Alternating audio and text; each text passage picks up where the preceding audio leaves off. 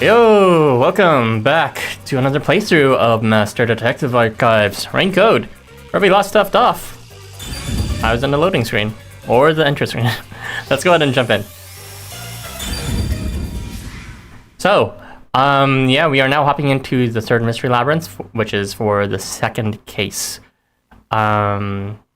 Hopefully they can summarize it when we enter, but essentially there's been two murders, one from Aiko and another more recently from Cotton when we are in the crime scene investigating Aiko's forgotten death. And now we have three suspects. Who are they? Cornet, Barna, and one other person. Yoshiko.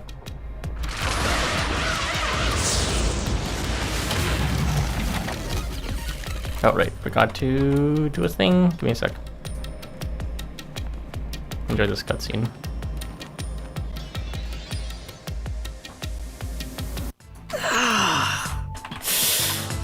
Ow! Alright, let's do this. Hey, that's Hiko's here with us. Nice. So, as we found out from the previous mystery labyrinth, yeah, the person who investigated with us during the case actually joined us, although they don't retain their memories from the outside of facts about the case during the investigation, and neither do they retain their memories after they exit the mystery labyrinth of what transpired in it. So, yeah, they're just here to be best buddies with us, since they don't really help us logically either. Where are we? Is this hell? Martina must have shot me. Honestly, that's more of a reasonable explanation than what we're about to give, Yuma. No way. Why would I be in hell? Even when it comes to women, I always stop just shy of criminal activity. Calm down, Desahiko. This place is a mystery labyrinth. Huh? A mystery what? I like this skill. Oh, You know, I like both Halar and Desahiko a lot so far. I love that fast forward explanation. and that's everything. Alright. Were you listening? He's looking at Shinigami right now. Yeah, I was just doing some appraising. Appraising? Yuma, this babe is totally top tier. Where'd you meet a hottie like her? There's never a shortage of girls when you're around. You're the best wingman ever. And fucking snot-nosed faces. Master, this munchkin is an eyesore. You mind if I boom kill him now? No, you can't. Master, is that how it is between you two? Oh, you're making me jealous. I just explained everything to you, but you weren't paying attention. Hey, let's hurry up and do, you know. Don't say something so just in front of Jessica. What does that mean? Is it something not family friendly? Master, are you ready to give your life for the truth? Yes, I am.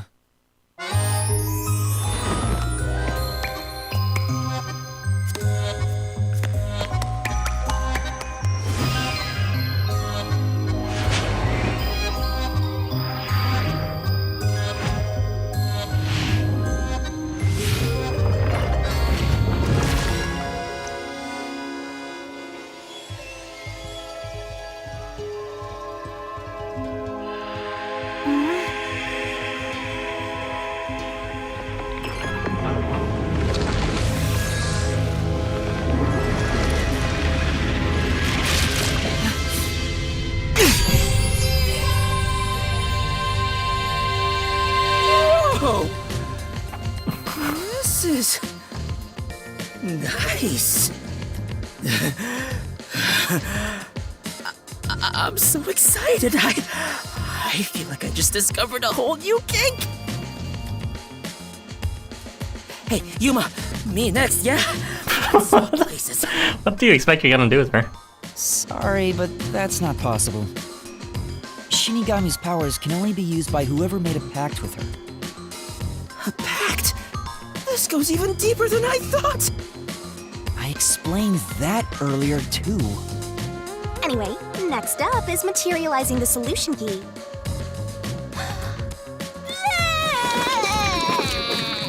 Every single time my controller shakes when that happens. It's not great. Here you go, Master. She's perfect.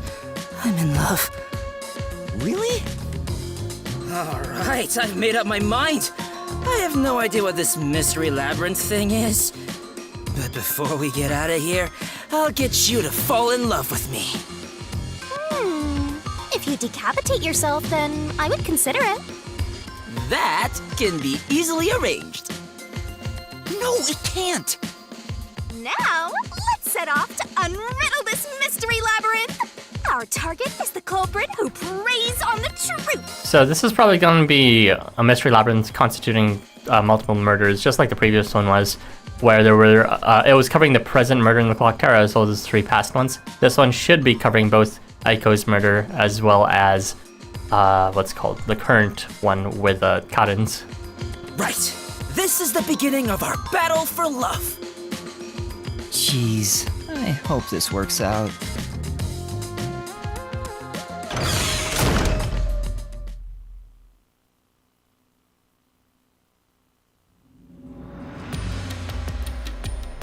So, this is the mystery labyrinth. Oh, talk about creepy. Hey, why don't we just head back and grab something sweet? I prefer corpses and mysteries over sweets. What? Hey! What? Hold on, wait for me! Don't leave me behind! By the way, Yuma, there's something I gotta ask.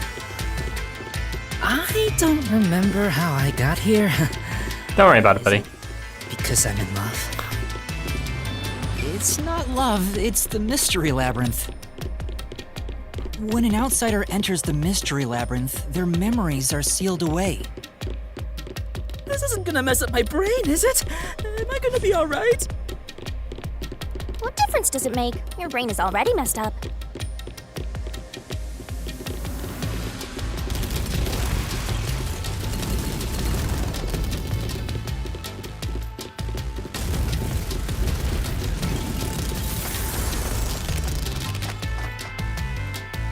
Anyway, are we at the exit yet? We just got here. Oh, if only there was a brave, strong boy around. I would swap my master for him in a heartbeat. Huh? You can do that? Alright! Now I'm getting pumped up! Oh, off he goes. I wonder if he'll be okay. Who cares? He's just gonna slow us down anyway. So as for who I suspected, among the 3, He's back. I'm not entirely sure, honestly. Got trouble, Yuma! There's something up ahead! It must be one of those Q Was things. it a Q? Did it look like a tiny creature? No, it's a witch! A witch is about to execute somebody! Execute? Hysterical! Let's take a look! You're going to ward it? Not running away? Seriously?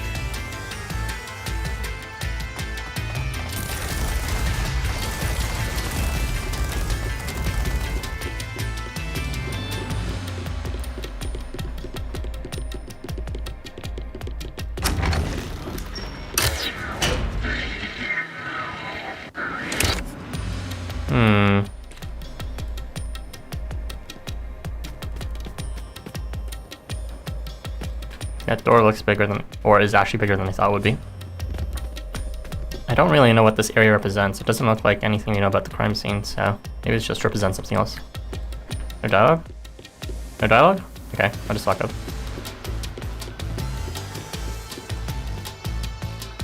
Over there! There, see? Damn, that witch is scary! Oh yeah, it's her, Martina. That's a mystery phantom.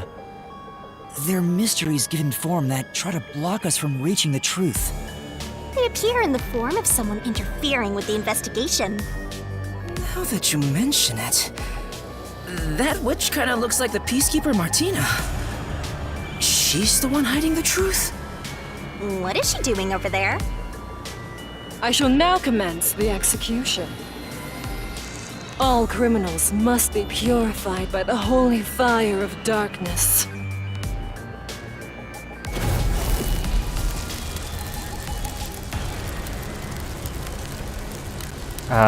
Kurumi? Kurumi, yeah. Fan service? That's your first reaction. So she's pinning the crime on the black-chested Uggo, then killing her to cover up the truth. This is terrible. We have to save her. Relax, this is the Mystery Labyrinth, remember? That's not actually her. But still, I can't leave her like this. You dare intervene in this execution?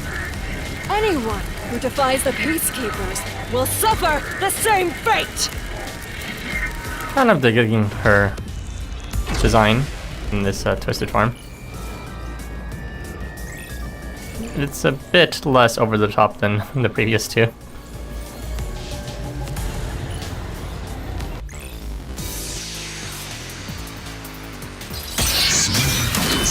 Already, huh? Reasoning deathmatch. Don't let any shady statement slip by. Mystery phantoms sometimes hide the truth within a statement. Use repel in these situations to get to the center of it all. The truth within a statement. So it's like digging out something. X is repel? Have we never used X before? You're in the way. You're a detective? How foolish. Get in my way and you'll be executed. You dare defy me? Ow. It's clear who the culprit is. My claim doesn't hold up. Oh, it's pretty much just the rebuttal. Even without pointing at specific evidence. Here? That's impossible. You don't have any evidence. You're a fool to defy peacekeepers. Very well. Allow me to educate you. Wine bottle, wine glasses, chemistry lab poison. The truth is already about. Did I press something by accident? I totally did, didn't I? It's probably the wine bottle. Alright. Oh, The culprit must be Kurumi. did I use some sort of superpower by accident? I did. I never got a chance to use this last time. Wine with the juice. At that moment, she mixed in the poison to commit the crime. Guess it's not that one. It was the first one. I missed the first one. In that case... The truth is already apparent. The culprit must be Kurumi. Prior to the performance, she switched the wine with the juice. Still not that one. I guess we're not rebutting that directly. Okay. The truth is already apparent. The culprit must be Kurumi. Prior to the performance, she switched the wine with the juice. At that moment, she mixed in the poison to commit the crime. Only Kurumi could have done it. It's the simple truth. If you intend to defy us further, you shall also be executed! None of these look like perfect counters to the one I put here. No. Properties of the poison. The truth is already apparent. The culprit must be Kurumi.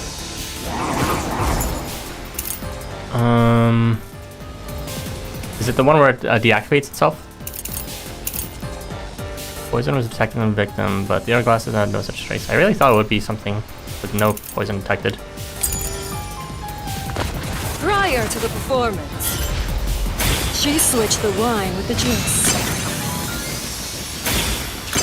At that moment, she mixed in the poison to commit the crime. Oh wait, that was probably the one. God damn it. You've done it. It's the simple truth. If you intend to defy us further, you shall also be executed. No. I don't actually get any penalty for dodging everything. The culprit must be Kurumi. Prior to the performance, she switched the wine with the juice. At that moment, she mixed in the poison to commit the crime. There you go. Flash through this mystery.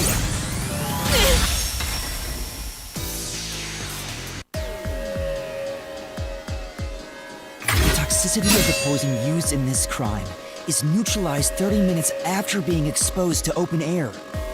But Kurumi switched out the wine before the performance began, meaning more than 30 minutes had passed.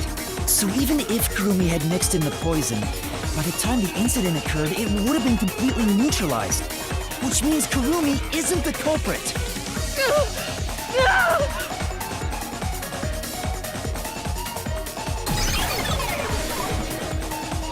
Not only that, but there was simply no traces of poison on the other cups or the wine bottle to begin with.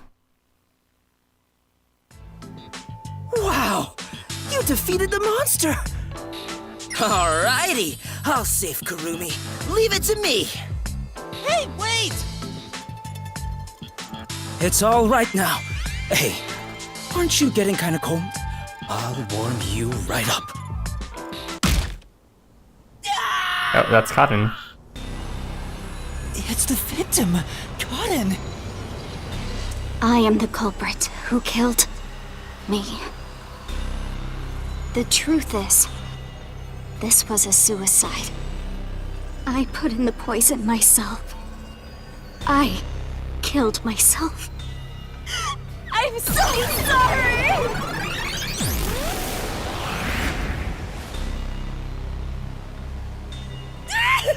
That seems like a bizarre explanation.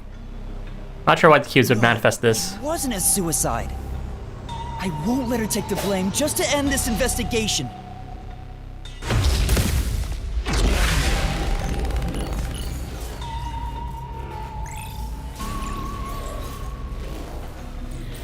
So victims can also take the appearance of these guardians.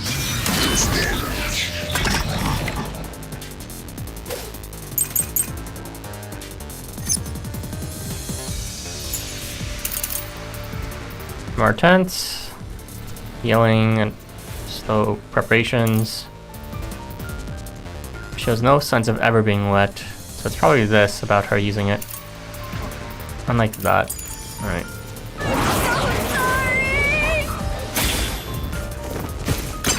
This was just a suicide!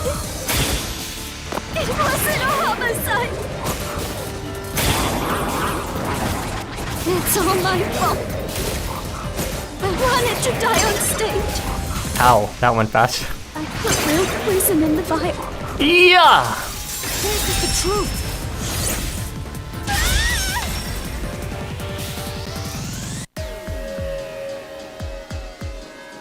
No, the vial used on stage was just another prop. It was empty. There was no poison in it. As a matter of fact, the vial was dry.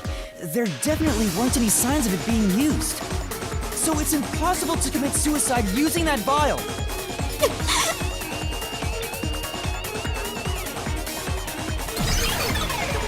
Why would this mystery phantom even be here? Like, I would get Martinez and she's interfering with the investigation, but was Cotton interfering with it somehow? That doesn't make sense. Really dodged a bullet there. I was about to make my move. You shouldn't approach women in the Mystery Labyrinth. This isn't the real world. I didn't expect you, of all people, to warn me about ladies. This Mystery Labyrinth is terrifying.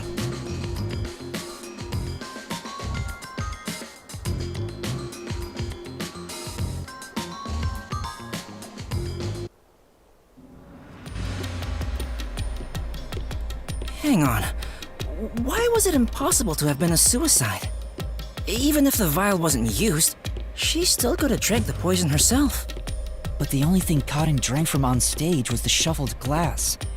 Even if Cotton added in the poison, there's no guarantee she'd be the one to drink it herself. It's not how someone who wanted to die would go about it.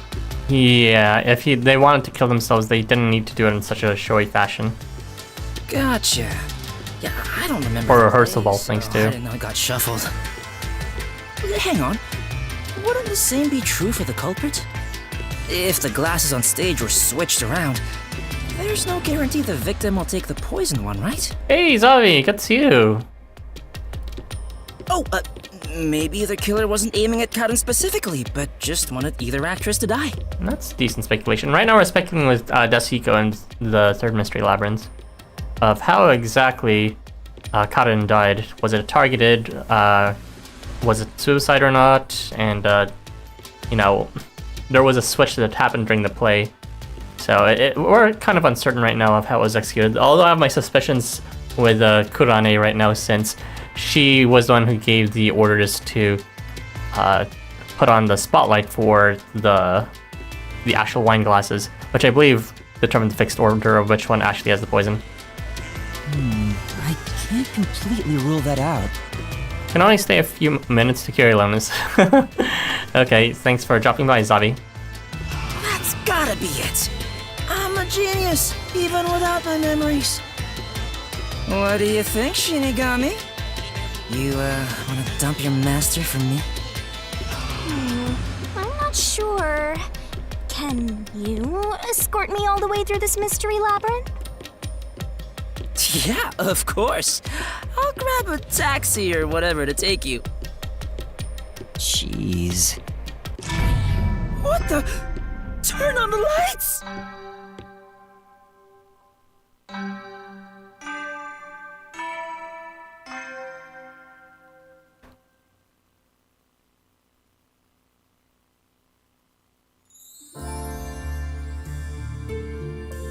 Yeah, very nice outfit from here today. Thanks. Still had this during the previous stream too. Didn't get a chance to relax yet. Like the school. But I am down to finish this mystery labyrinth. It's a fun game. So the energy will remain up. This room does not seem familiar though within the school. And there are 3 doors? Looks like it's up to me. There it is again. Oh, get rid of your neck. Huh?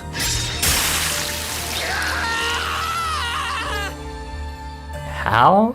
Ooh, that's not very detailed. Whoa! This isn't okay at all. This could kill me. Never mind that. Look. How is the poison mixed into the glass? How is the poison brought into the theater hall? Based on the how-done-it aspect of the case. How is the poison glass chosen? And there's many steps here that have different answers or point to different culprits, which is why I'm uncertain of who exactly could have killed Karin in the end. What do you mean, how done it? What? You're a master detective and you don't know? Don't tell me you're a how-done-it virgin. Heard of whodunits, but howdunits are pretty new. Oh, wait, I know what this is. I was just testing Yuma since he's a trainee. Well, Yuma, did you figure it out? It's about how the crime was done, right? Yep, and once we solve all 3 hows for the crime, the final route, the conclusion of the whodunit, should appear. And who done it is about the culprit's identity. Why did we bring another person in the labyrinth? This also happened in chapter 1, where we worked with Halora during the investigation. When it was time to actually enter the mystery labyrinth, they joined us. He doesn't have any memories about the labyrinth. Yeah, that's pretty much it. He won't have any memories when he exits, and he doesn't have any memories of the case when he enters. So pretty much they're just here just to be our buddy, and maybe use our logic a bit, but even then not really, since we're doing the main logic. So yeah, pretty much just a book buddy here.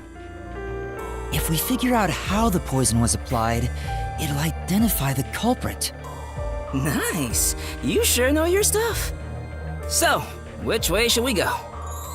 We'll probably have to explore all of them, so I'll let you pick the order, Master. I suggest we start with whatever route has the easiest answers, so we can solve it quickly.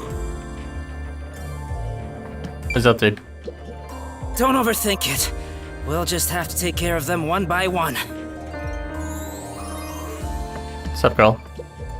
Come on, hurry up and decide! Okay, I'll give you my speculations for each one of these so far based on the evidence. How is the poison mixed into the glass? It was not from the wine bottle for sure. It might have been used from a water gun. There was a water gun and we never learned how it was used at any point in the case. So the water gun must have been shooting poison from above, most likely, where the lights were being operated by Kurane. Over here, we have how is the poison brought to the theater hall. Most likely, if that's the case, then the poison was just brought above through the stage, the catwalk above. And how is the poison glass chosen? It was chosen through the lights, right? From the spotlights, where, what's it called? It was targeted.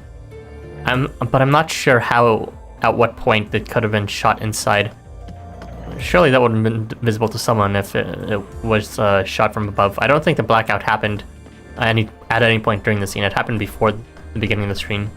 So all of these honestly suggest it's a Kurane. But there's just a lot of suspicious evidence from everyone, honestly.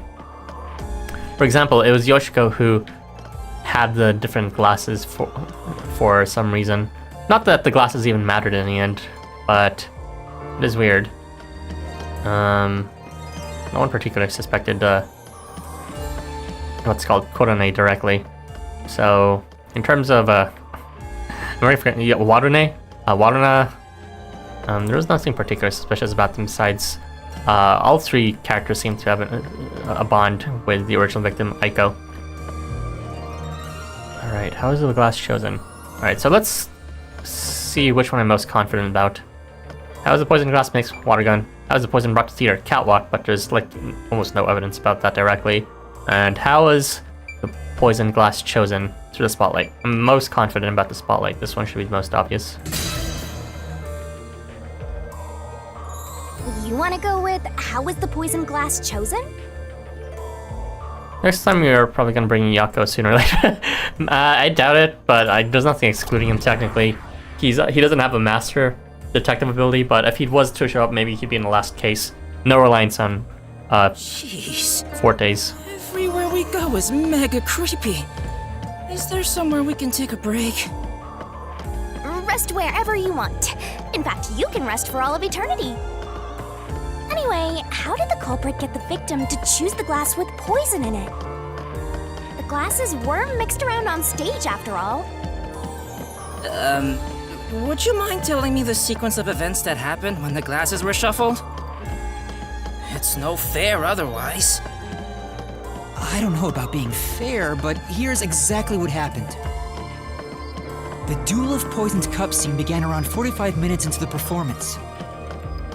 At the start, the victim, Karen, brought the glasses and bottle from the shelf that's on the set. Karen then took out the poison vial from her pocket and poured it into one of the glasses. But the vial was just a prop. It didn't have any real poison in it. Yo, Joe, welcome. After that, the glasses were shuffled. Right now we're determining how the poison was actually put in, or rather how the poison was selected from the cups. Out here? It's not like we're trying to find the lost ark or something. It's all right. We can keep going by solving mysteries. Right, now concentrate. Alright, let's do this. Who shuffled the glasses during the Duel of Poisoned Cups? It was both Walnut and Catman. Must be it. The two people on stage who took turns shuffling the glasses were Waruna and Karen. Ah, perfect timing. I was about to go. Okay. Thanks for dropping by, Zabi. Later. Who chose the glass first? It was Cotton? This must be it! Oh, First person to choose a good. glass. I wasn't sure. Cotton.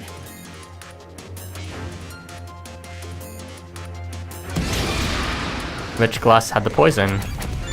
The glass Cotton chose. This must be it! Warna placed her mouth on a glass, but she didn't die. Which means only the glass Cotton chose contains poison. This way!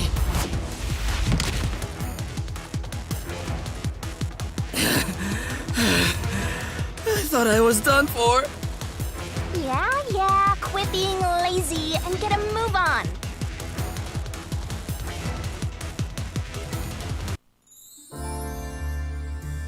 Hey, are you sure that only the glass Cotton took had poison in it? Isn't it possible both of them were poisoned? No. Warna drank from the other glass and didn't die. Moreover, there weren't any signs of poison in the other Has to glass. mean only Cotton's glass had the poison.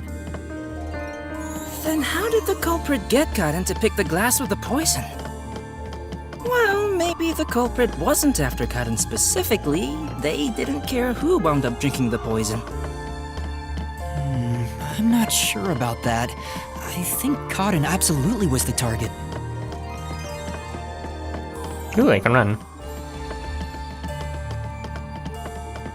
Is that it? Do I have to walk all the way down here? Does that actually end to this hallway? Oh no, hurry.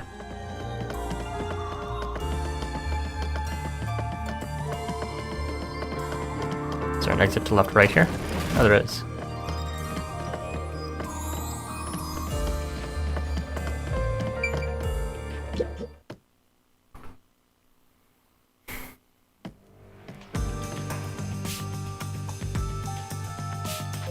Whoa!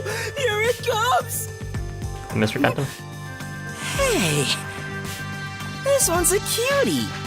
Alright, he has no She's memory of what totally my transpired. type. Ah, my heart! I am in love.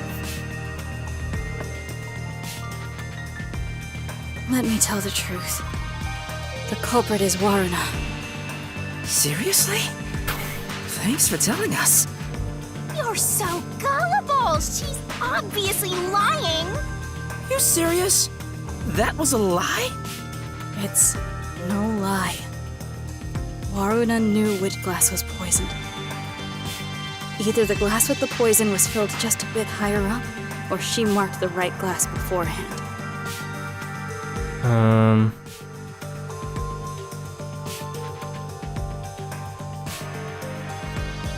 No. It wouldn't leave any traces of poison either way. Or it should have if that was the case, rather.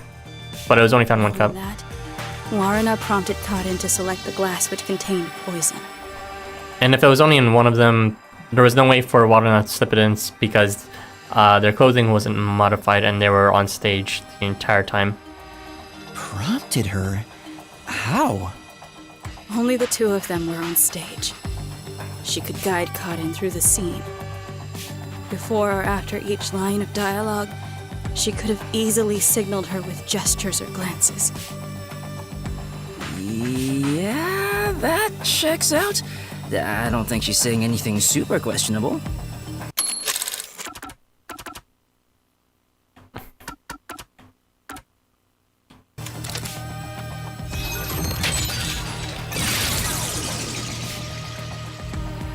The glass? Could this be? Did Warna know which glass had the poison? I get it. We have to pick the right one. I'm counting on you, Yuma. Right.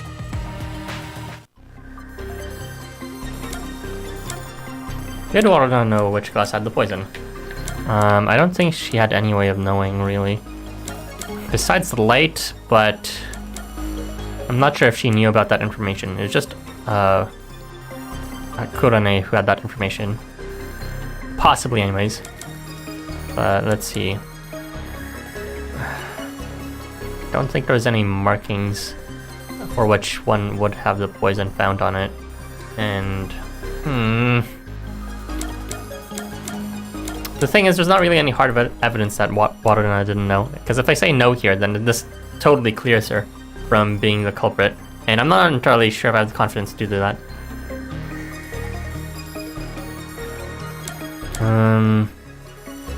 Waruna was on stage the entire time, so the poison couldn't have been on her. So she couldn't have slipped it she couldn't have slipped it in either way. Even if she did, the poison would be inert by that point, and she was on stage the entire time. So therefore, even if she did know, she would have no chance to put in a potent poison. So it's irrelevant to say yes here because she wouldn't be able to do anything with that information. So I think just by that reasoning, I mean, it's not direct reasoning for her not knowing, but it is reasoning for her, you know, not taking advantage of poison in the glass. Simply because it's like, if she did, it wouldn't even be active. So I don't think Waruna actually knew which glass had poison.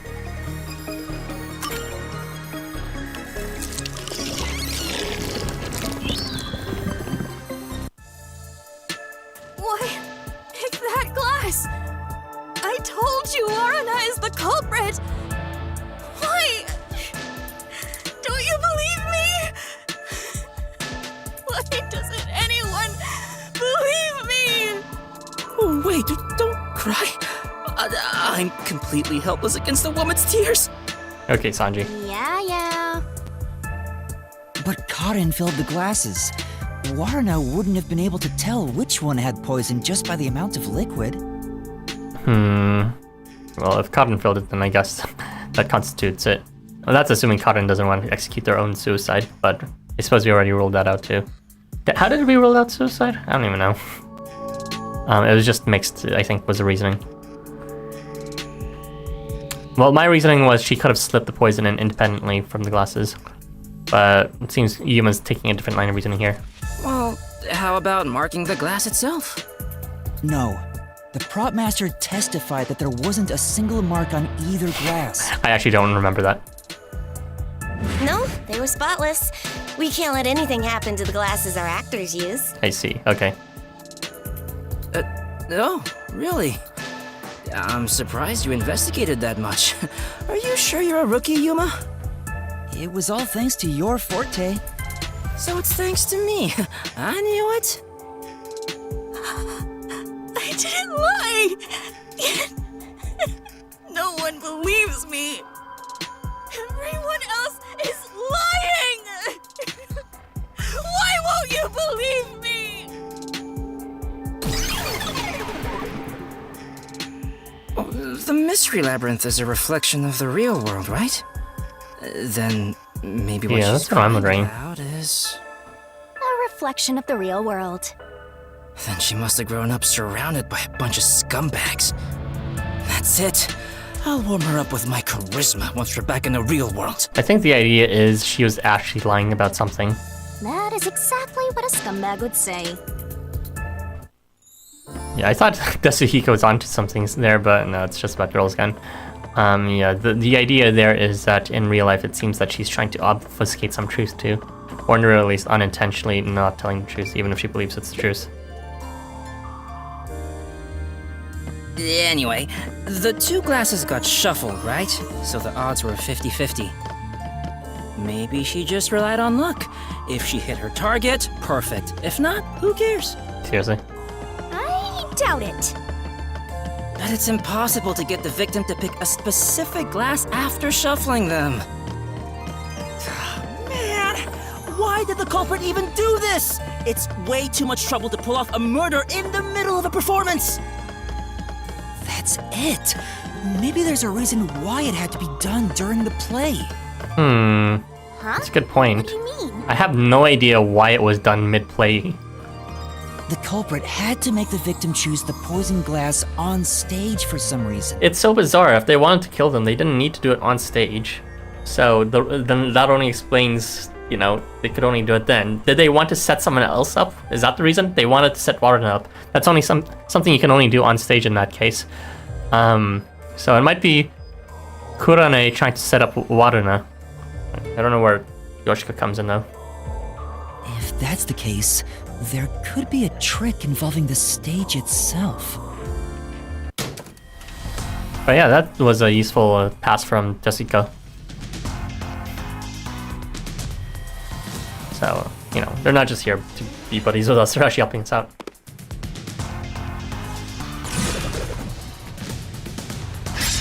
How did the culprit make Karin choose the poison glass?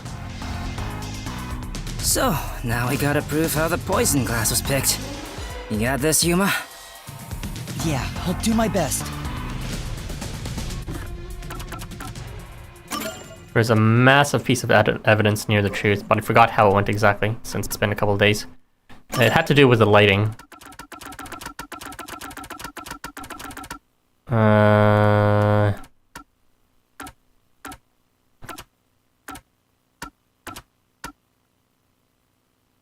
Rumors, production, custom stuff. Might be this one. Spotlight. Yeah, Kurane came up with the spotlight idea. And there was something with regards to the spotlight itself. It was slipped inside Karin's locker. Script notes. Take the glass with the spotlight hits first. That's it. Likely that Karin wrote these notes herself.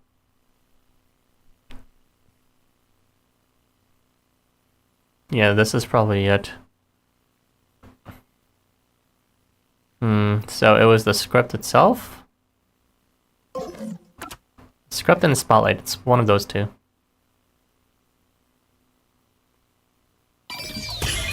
Spot selection.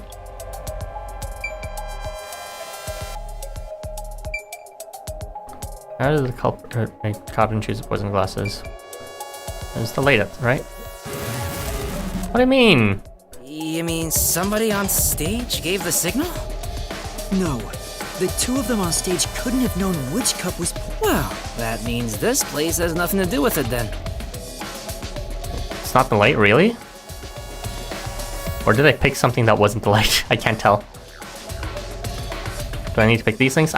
Oh, come on. Here, Whatever, man. I picked the light. this is it!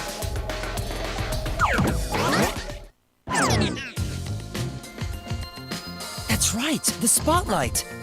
The culprit used the spotlight to get Karin to select the poisoned glass. The spotlight? The culprit told Karin to take whichever glass the spotlight hit first. As a matter of fact, Karin's script had a note written in her own handwriting. It said, take the glass the spotlight hits first. Well, it's in her own handwriting, right? Either it was forged, or she wrote that herself for some other plan, but then someone realized it and took advantage of it. No way! Was Karin trying to kill Warune, but then that plan was interfered by Kurane, so that the poison would be switched instead? Although, that doesn't make sense, because the poison was shot inside directly from above with a water gun by presumably someone from the lighting team, which Kurane would probably know about. The table was directly under the catwalk with the spotlight. So from here, you could see how the shuffling was done. If you know that much, then it's pretty much solved.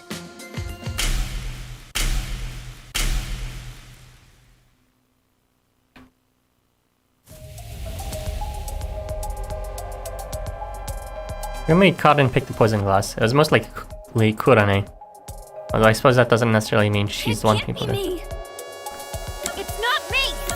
It's not me! Dead!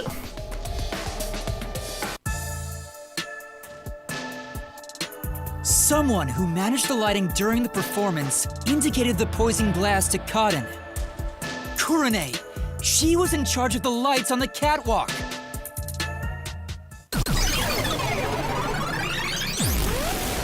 I knew it was you! The heck? Yeah, there's something that's not entirely true here. I always thought you were gloomy and creepy, but I didn't think you'd actually murder someone. On top of that, you used the sacred props from our play. I knew you'd murder someone one of these days. I guess I was mistaken in thinking it was Kurane. I mean, all the evidence is pointing towards her, but at the same time, it's not like there's any direct evidence to suggest that she used the water gun. But it's very likely that other people knew about this plan. Maybe not Warune, but I don't know. Why don't you take It's not as clear cut responsibility this and time. just die. Everything would be better if you just disappeared. I didn't do it. I'm not the culprit. It's not supposed to be like this. Why can't everyone be nice to me?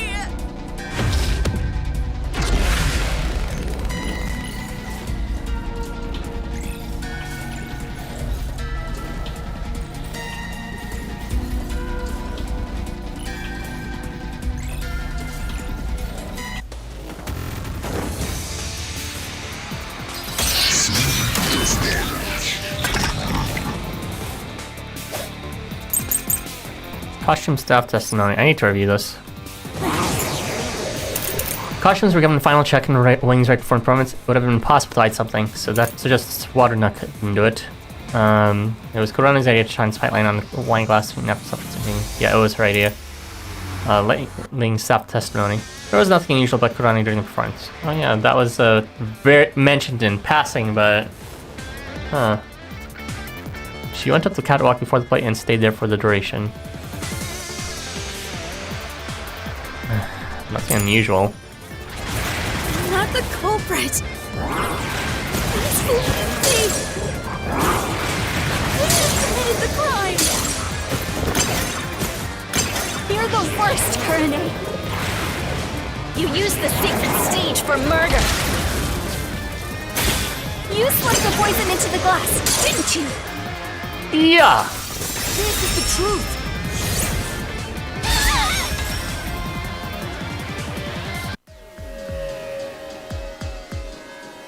Poison is neutralized after 30 minutes, but the murder occurred 45 minutes into the play. In other words, the poison had to have been poured into the glass after the play began.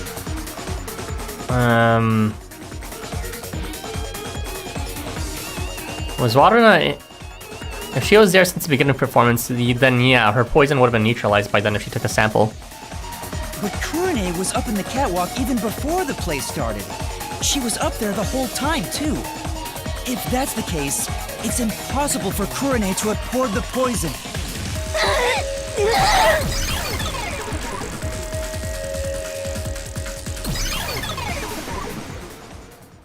Oh, everyone's gone. Wait, what's going on? Kurone isn't the culprit? Didn't you say Kurone used the spotlight to get Karen to pick the poison glass? Yes, but she couldn't have poured the poison into the glass herself, which means she can't be the culprit.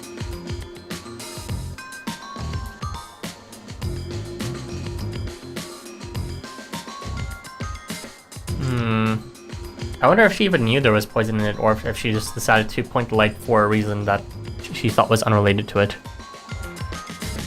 So that means the culprit is... I don't get it at all! I give up! Well, the path keeps going, so let's think about it as we go.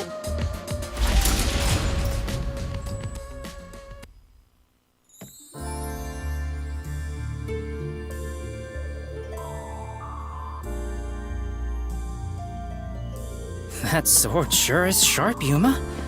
Can you cut through anything with it? The solution blade is effective on anything inside the mystery labyrinth. Anger Master, and he'll cut you in half. Don't do it, Yuma! You and I are pals, aren't we? My man!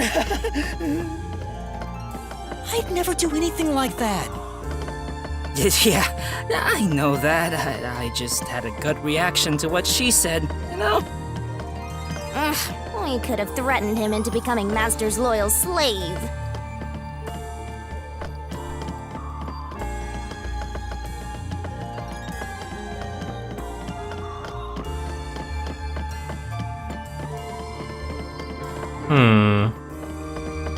I guess we're back into the howdunit room. What's going on here? You'll be hers. It's a dead end. It doesn't seem like there's a hidden question here. This really is a true dead end. A true dead end? It means you can't reach the truth just by answering, how was the poison glass chosen? Then it was all a waste of time? Well, They should have at least left us a treasure chest or something. Hey, Yuma, it's your fault for picking this route. What? Well, reaching a dead end is expected inside a dungeon. Think of it as stamping out one possibility and move on. Oh, totally. You are always right, Shinigami. Well, this route was informative about, what's called Kurane. Even if she was guilty of knowing about the poison and putting the light on it, it at least clears her of actually putting it in the glass. It's not to say that she actually knew there was going to be poison and put inside, but that was the most glaring thing that I was wondering about, since only she could do it there. Quick. For now, let's head back to where the roots change. Time for a convenient magical spell. There goes a lifespan. Zoom!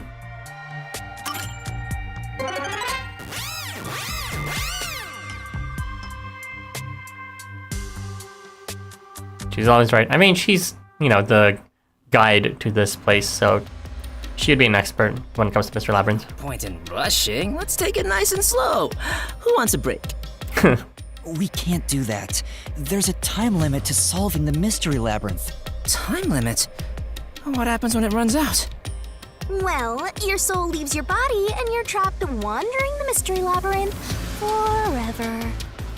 In the end, your soul will be absorbed into the mystery labyrinth and you disappear. In other words, you die. Yuma, come on! We gotta get out of here! Yeah, I know.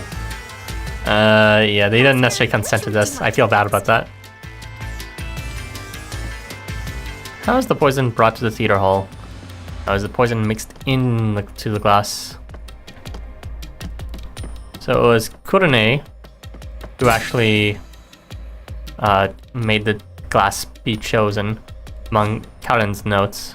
Yes, we can. You already checked that one. Check that All door. right. Let's try another one. Is there a different answer for these ones then? The only one I think who could bring the poison would have to be Yoshiko, but I don't understand how she could actually bring it onto the stage itself. She was there for a second, directly before the scene began. She walked inside shortly before the scene began, so she clearly could have brought potent poison within the 30-minute time limit before it expires.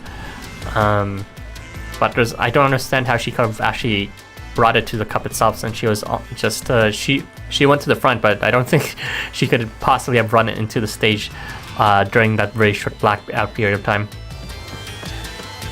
How is the poison mixed into the glass? This was using a water gun of some sort. None of these really suggest water gun, though. The water gun could have been used by Yoshiko, honestly. In fact, I believe it was actually someone who would only talk to Yoshiko who would tell her about the water gun.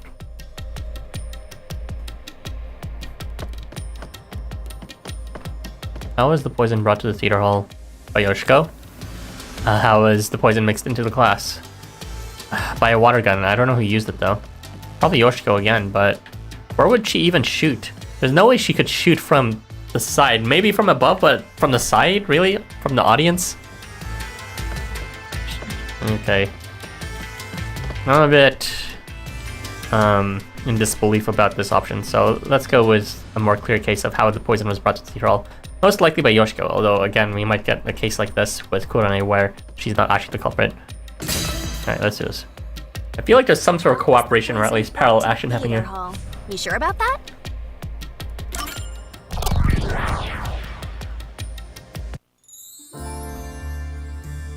So, our goal here is to answer the question, how was the poison brought to the theater hall? Speaking of, where did the poison used in the murder come from? The chemistry lab in the school. It's a highly toxic experimental chemical. Why is that in the school? Why not just take it from the chem lab and keep it hidden in your clothes or something? It's kind of enormous. The chemicals bottle was huge, so it's difficult to carry around in secret. Then they must have swapped the containers and brought it to the theater. That's gotta be it.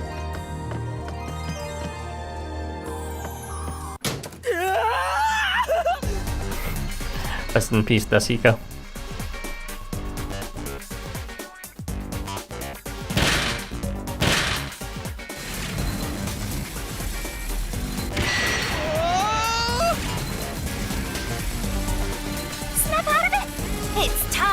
showed off the fruits of my mentorship. Another danger dodge. What was used to transport poison? Not eye drops, but maybe a brush. A paintbrush. This way! There was a wet paintbrush in the chemistry lab. The culprit used it to carry out the poisoning.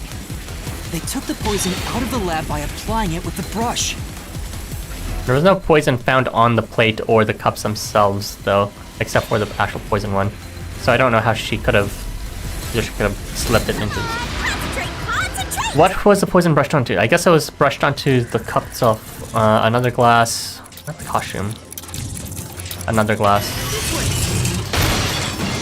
The missing glass could be brought to the theater hall without drawing suspicion. The culprit poisoned the glass and brought it to the theater hall. Yeah, Yoshiko is also the one responsible for the spare glasses. You can do it, Master! What happened to the other glass? Switched with the used glass, handed to prop master, handed to Karen on stage. This way! Somehow she switched it, but I don't know how. Poisoned glass with the prop glass.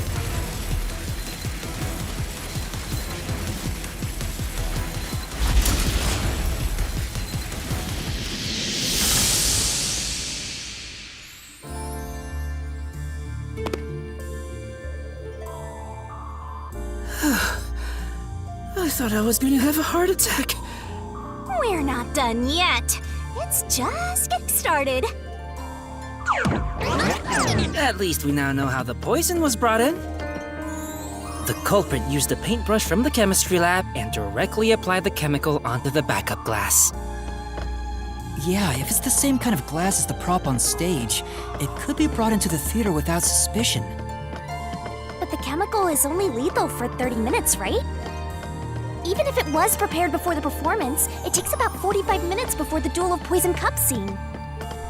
That's way too late! Yeah, it had to have been brought in midway through. How about that, Yuma? Hang on. There is one person who could have brought the poison in before it expired. It was Yoshiko! Hayaku.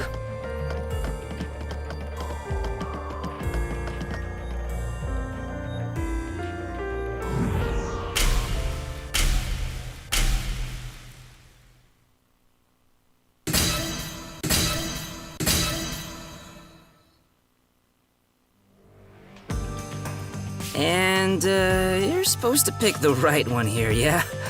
Can you do it, Yuma? Yeah, you can count on me.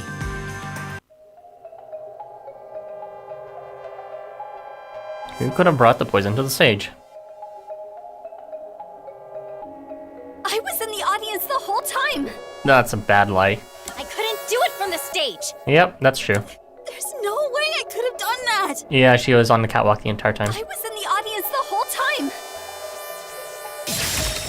Bullshit lie! Is it time for everyone to pick on her? Yoshiko, it was you, wasn't it? What? Me? The only way to use a poison with a 30-minute expiration, 45 minutes into a play, is to bring it during the performance. But Warna was acting on stage the whole time, and Kurane was managing the lights on the catwalk. But Yoshiko, you were working backstage, so you were the only one who could move about freely. I don't understand how she could put it up on stage, though. In fact, you arrived late to the theater hall after the performance had already begun. You were about 15 minutes late, which is 30 minutes before the Duel of Poisoned Cups. Kind of a bit on the edge Just there. enough time for the poison to be lethal. So it was you. You brought the poison and got Kaden to drink it. No, it's not me!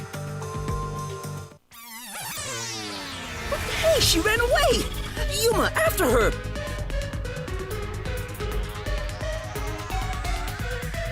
They didn't turn into mystery phantoms this time. Strong lead, but it doesn't answer the first question. Not easy! My master loves hunting down prey on the run! Time to forward manically. Oh, they're gone. Damn, that was fast.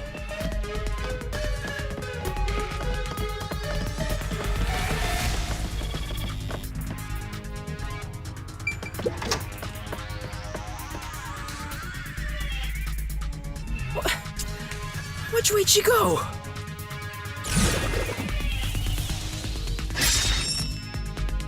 What was the glass put in to be transported? What? How would he have evidence for either of these? Which way'd she go? Come on, hurry up and decide! A pouch, pocket of a school uniform. Up there. What? We don't have any evidence for this. What the heck?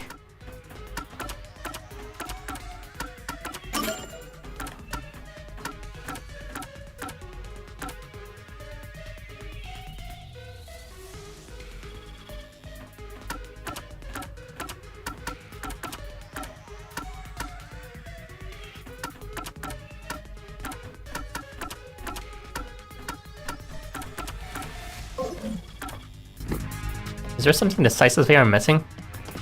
I don't think anything was mentioned about the school uniforms, maybe the costumes, but not the school uniforms. And as for a pouch... what? Okay, what does she look like she has? Can we get a full body pic of her?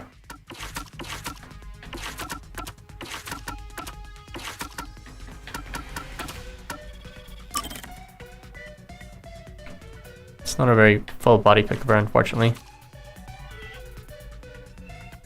Popular in the theater club as is on par with on and counted in terms of acting ability. Sewing is her talent. She can sew. She could probably put something in her clothing. So most likely pocket of a school uniform, right? Maybe. Guess not.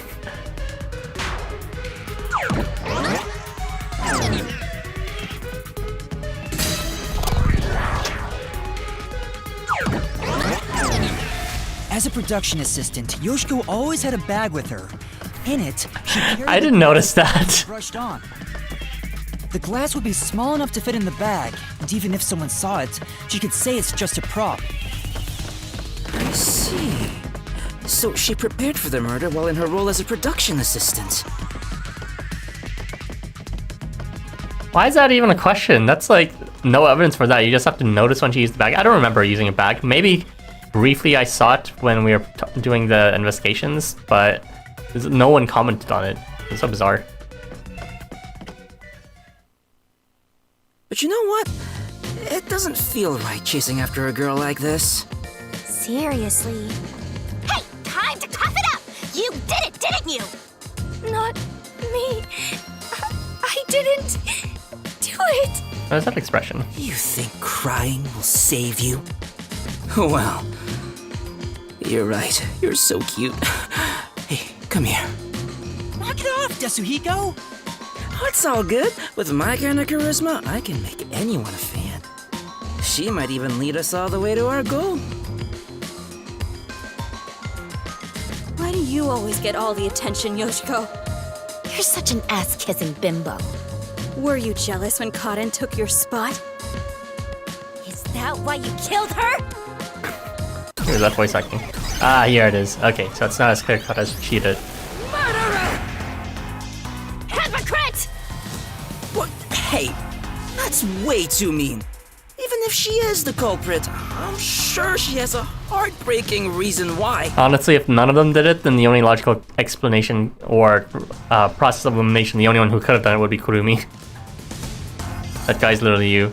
Kinda, yeah. But, you know. Dasuko has his own charm. I'm not the culprit! She also turned into one? Oh, that's new.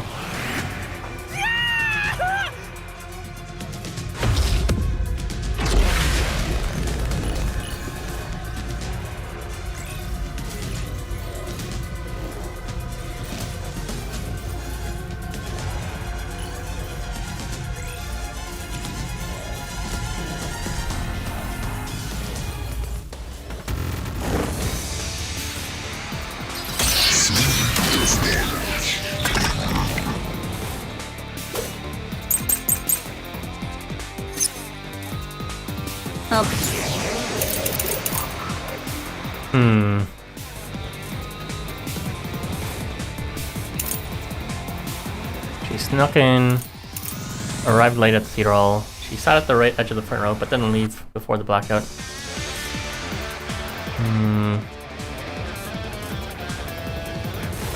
She arrived late at the theater hall. Yeah, that's suspicious. Lighting. Turner's more tense than prior. None of these seem decisive for anything. I just have to pick Yoshiko's actions because that's the only thing that is solid and about Yoshiko. You saying I don't have charm? I will raise you up. Be direct with you. Well, charm is one word for what you have. I think that hit me directly. Only you could have brought the poison. Only Yoshiko! No! I get hit by everything.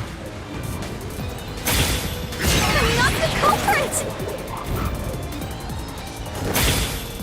Yoshiko took the poisoned glass. That's so hard to dodge. Pushed out the glass on the shelf! Secretly in the dark!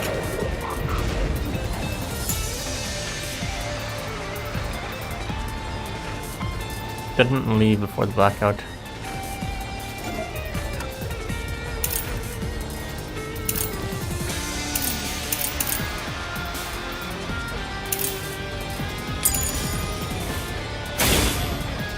I didn't do it!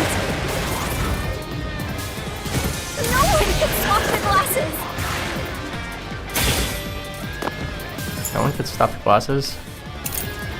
Koran could stop it. Maybe. What am I looking for evidence?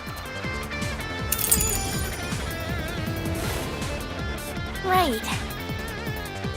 Is she really the culprit? In that If case, Yoshiki did it, then Blackout would have been her own chance to swap the glasses.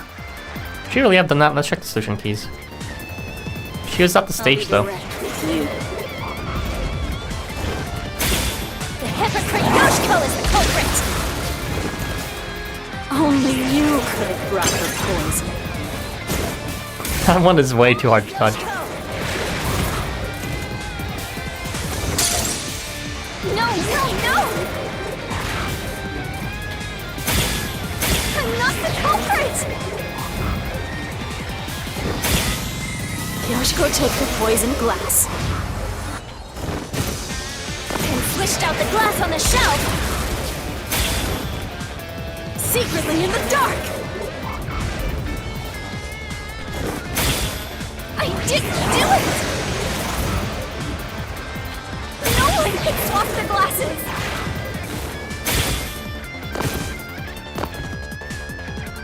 Right. No one could swap the glasses?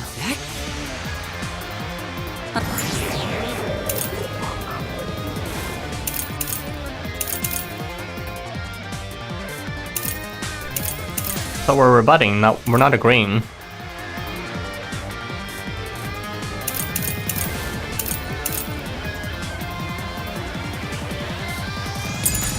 I'll be direct with you. The hypocrite Yoshiko is the culprit! Only you could have brought the poison. Only Yoshiko!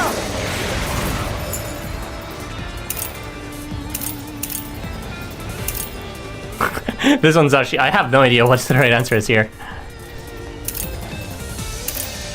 Only Yoshiko. No one could have switched it.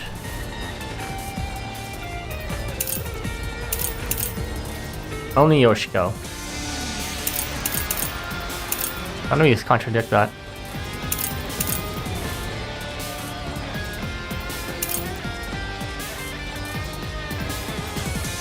I don't think it's only Yoshiko though, because she wouldn't be able to move it up there herself.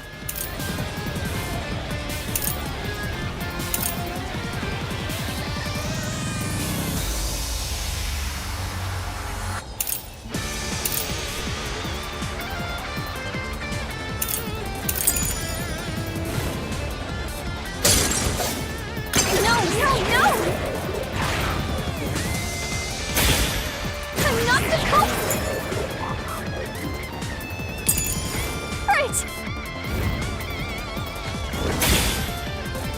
take the poison glass. And switched out the glass on the shelf.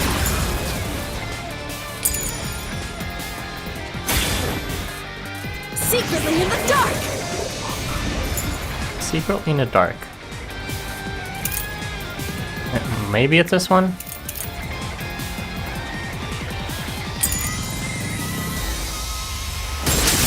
This is the truth. I don't know why though. Please, Yuma, explain to me. When Yoshiko returned to the theater hall, she sat at the right edge in the front row for the rest of the show. She would have had to move from the audience onto the stage to reach the I knew that. Is that really what we were trying to say here? But that's impossible. The lights were only out for 5 seconds. Yeah, that's what I was wondering, but that didn't really seem like a contradiction in terms of the exact statements Even to if she solution ran key. over, someone would have heard her footsteps. So Yoshiko couldn't have been the one who swapped the glasses during the performance.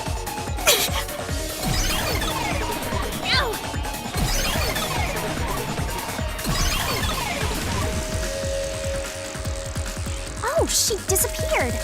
So Yoshiko wasn't the culprit? She did bring the poison from the chem lab into the theater, though, right? The method was already explained. But still, she's not the culprit? Is there some cooperation happening here? If we're looking at the third one, then it's Waruna, right? Waruna is the only one who we haven't actually confronted yet. So what they're saying is... Really? I mean, I was suspecting there might have been some cooperation, but this is how it is. First, Yoshiko brought the poison from the chem lab. Then, Waruna, on stage, swapped the glasses out at some point during the very brief period of the blackout. Since she's the only one on stage who could have done it. And lastly, it was, what's it called? Kurone, who actually pointed the lights to suggest which one to drink. So they can track from above which glass should have the poison no matter what, no matter how many times it's shuffled. So that spotlight should help, and that's something only Kurone would know, even if she didn't slip the poison. Where's the water gun coming from? It seems like it's all three of them.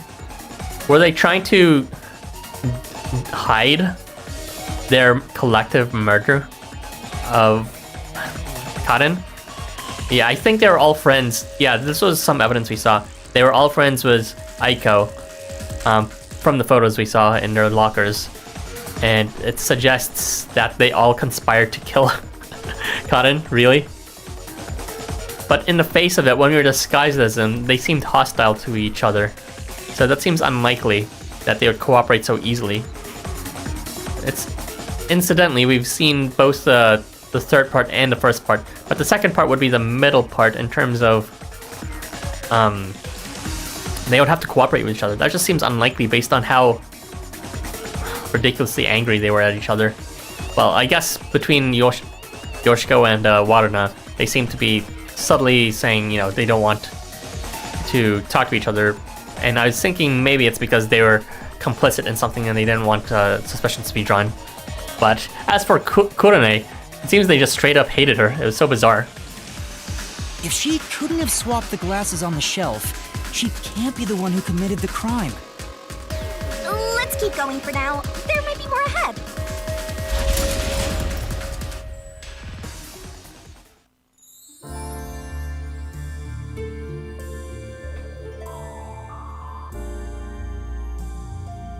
All this is making me scared of women. I wish Shinigami would comfort me. Oh, but I'm committed to Master.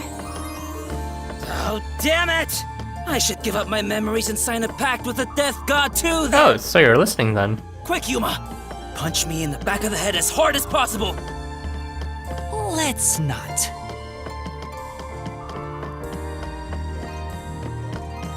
Mine. Alright. We're moving out. Left or right? Looks like it's another dead end. So the last question, what was it again? Damn. No matter what we try, it's always a dead end. Are you sure that's the case? What if there's something that makes the wall collapse? Shinigami would know. Doesn't seem like it. Nothing can be done here. So this doesn't lead to who it is, even if we solve how was the poison brought to the theater hall? Seems that way. We should turn back for now. With my magic, we'll be there in a snap. Hocus pocus. Your voice amplified and echoes across the area. That's it? Yep, that's it. Now hurry up and pick another one, Master.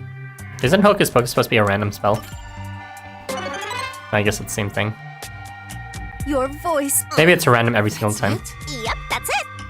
As in, not within a prompt, but across prompts.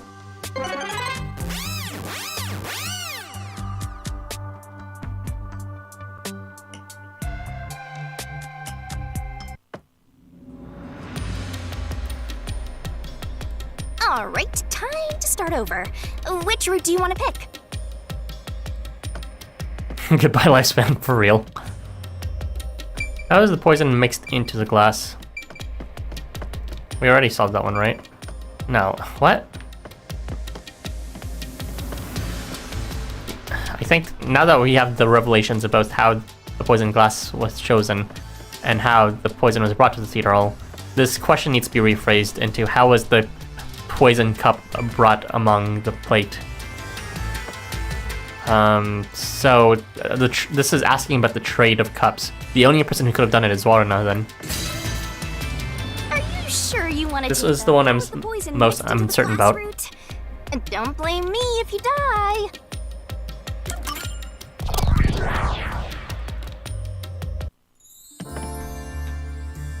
So, we're gonna solve the mystery of how was the poison mixed into the glass. Actually, I was thinking about that. Maybe it's wrong to think the poison was in the glass itself. We already solved this, dude. Yeah, the Peacekeeper said the same thing. The poison was only found on the victim's glass. Oh, right! If that's the case, it narrows down the possibilities for how by a lot. But don't let your guard down. Unriddling a mystery labyrinth is never so simple.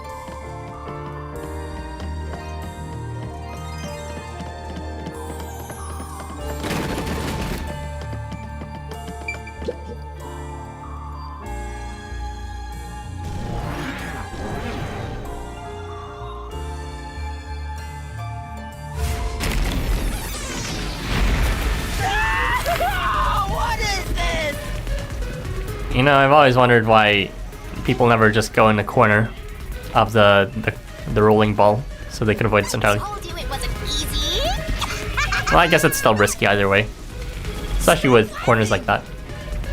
Don't worry. Come on, concentrate. When was the glass set on the stage? During the play. No, it was before the play. It's this door! Skipping some steps here with the poison glass. The prop master placed the glasses on the shelf an hour before the performance began. This is real bad, Yuma. We got more boulders coming at us. Come on, concentrate, concentrate. There's another door, Master. When was the poison placed in the glass? It must have been before the play. It's gonna Oh, rest in peace. It had to be during the play, but I was getting confused because we already know some evidence about the cup being placed. Okay, fine, it's placed during the play, jeez. It's this door! I should just pretend I never saw the evidence from the other routes. The Duel of Poison's cup scene occurred 45 minutes into the play. Which means the only way the poison could be used was during the performance. Flattened, not in a good way.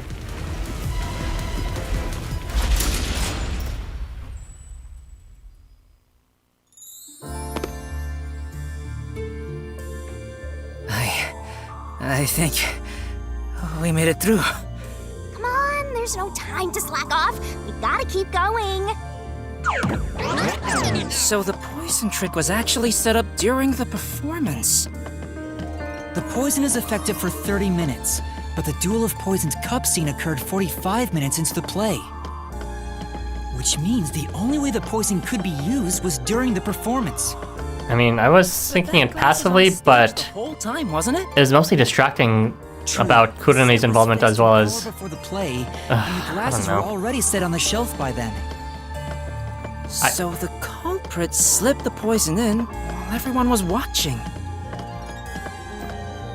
See, these are things that slipped into my thoughts, but the main things that was interfering with me considering these seriously was, I mean, Kurene put in the lights, and that had the most direct evidence about it. It was like near the final steps, and there was also the water gun, which apparently never went used, but I forgot completely about the testimony that she wasn't doing anything suspicious. Huh? It's them. The culprit is Waruna! There is no other explanation. It has to be her. Why me? Stop making such baseless accusations!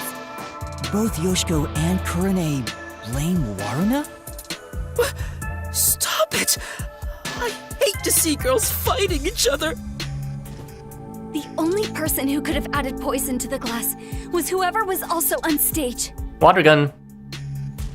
So that means it has to be Waruna.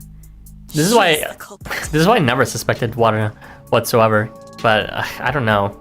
She's technically the only one now that we know there was a cup that was swapped in. I knew there was a brush, but I never put two and together that it was brushed onto a cup and then the cups were swapped. But if they were swapped into like that, then there was no need for a water gun, is the thing. Yeah, I don't know. Now that that's come to light, water gun seems more suspicious. That's why I never considered water gun in the first place. Because that water gun thing still hasn't been touched. I never really suspected Yoshiko either, simply because there was just no way for her to get onto the stage mid 5-second blackout. Kurene being the culprit was just me thinking the water gun was used, but again, I still don't know in the end how it works out. And apparently she wasn't doing anything suspicious. No! No! No! No! Another thing I would have guessed was, you know, maybe someone was cooperating with Kurene, or just missed the fact that she put the water gun in or something. I don't know. Murderer. No! No! This is cases where the mystery labyrinth is useful. Even if you have all the facts in yourself, getting fixed confirmation for some of the facts is nice.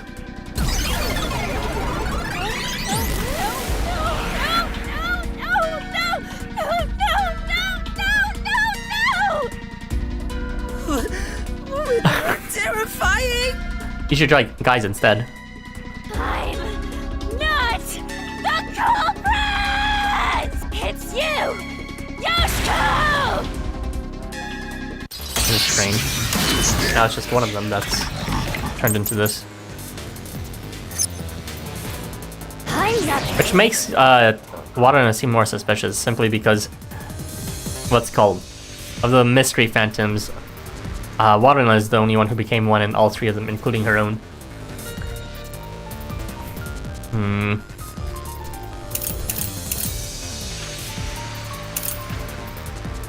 Not the eyedroppers, that's a red herring. I don't know what else the white eyedrops could have been used for.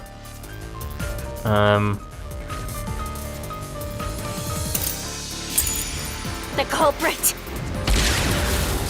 It's you! Yoshiko! Fuck! Kill him. The audience. Chico, the water gun with poison! She shot the Oh, so it finally came up. She filled a water gun with poison. That's what I was thinking. But not from that angle. Right into the glass! Straight into glass. That also doesn't contradict with anything here. Was the water gun a red herring? Vision to see. Okay, that's a bit much. She knew when the stage would be dark. So it's possible she prepared for that.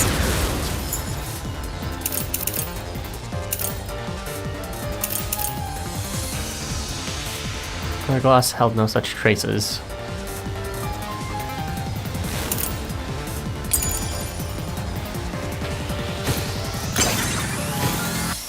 Wait, that's it? Saying Yoshiko's the murderer. Apparently she waited for the lights to go out before pouring the poison. But Yoshiko's an audience, so could she really have poured it into the glass on stage? Maybe you should look through the solution keys and see what happened to the glasses on stage. What the heck? They're placed upside down on the The glasses were spotless when placed. Poison was detected in the glass held by the victim. Is it because they were upside down? Well, I guess in the beginning, there's no way she could have shot it. I was thinking it was shot mid-performance, so being shot mid-blackout was never a consideration for me. Not the culprit. Or very unlikely. Me getting hit by every single one of these because of the weird-ass timing. Yoshiko was in the audience. She filled the water gun with poison. She shot the poison straight into the glass.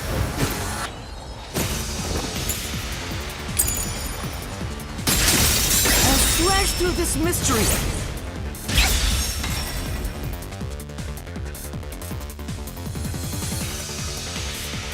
No, the wine glass was upside down on the shelf. Even if she did use a water gun, there's no way she could have done it since the glass was upside down. Is that entire thing just a red herring then? The water gun? Really?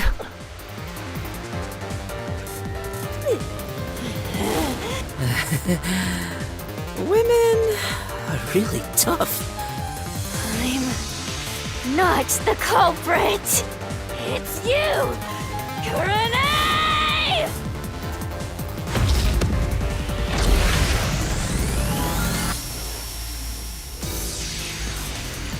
Well, the water gun thing seemed absurd to me in the first place, but it was there, so I had to think it was a possibility.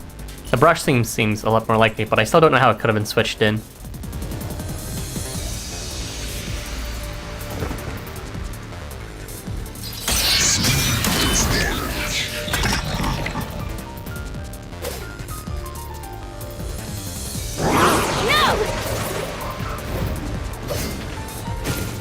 Ow.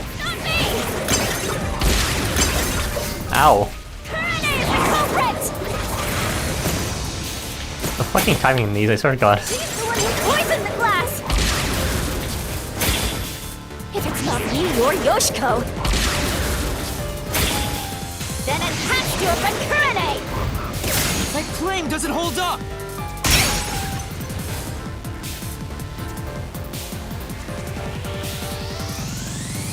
How do you think Kurane did it?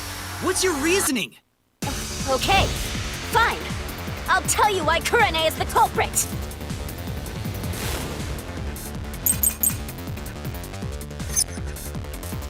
There's no... Kurane... that, but we're trying to refute it right now. Fighting staff testimony. This again?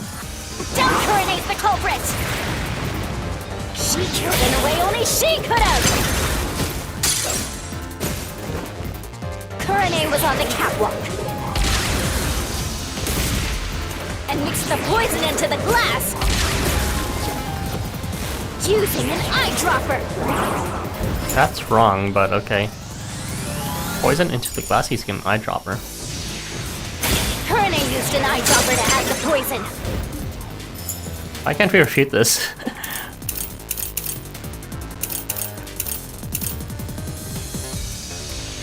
Maybe it's this one. She did it from the catwalk above. She took the poison right in. I hate this. Why do I keep on getting hit by all of them? Alright. There's no doubt Kurane's the culprit! She killed in a way only she could have! Kurane was on the catwalk and mixed the poison into the glass using an eyedropper. Kurane used an eyedropper to add the poison.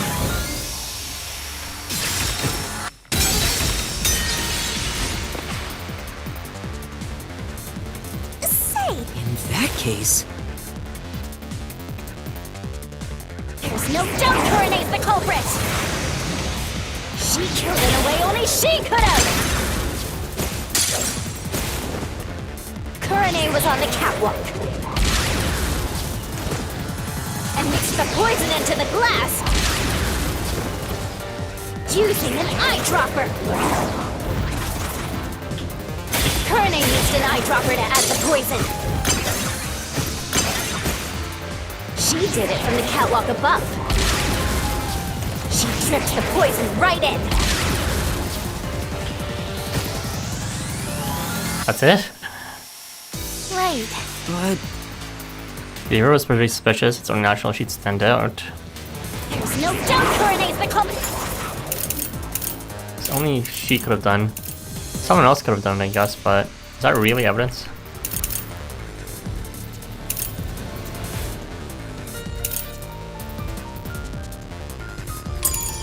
Culprit.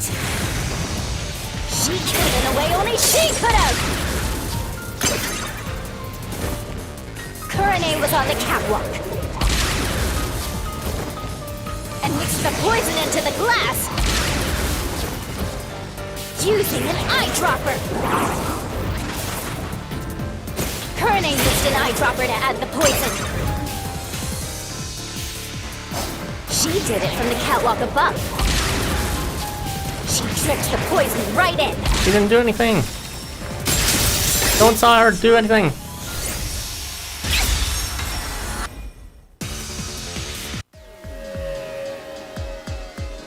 Kurane wasn't the only person on the catwalk. Another member was working the lights. She claimed Kurane didn't do anything suspicious during the performance. Because of that testimony, it's impossible Kurane added the poison from the catwalk. so it's proven that both Yoshiko and Kurane couldn't have added the poison to the glass. So Waruna really is the culprit. She's the one who snuck in the poison. But how? Did you just walk up to Yoshiko and take the cup or something in 5 seconds? Your performance fair and square. I always knew something was off about her.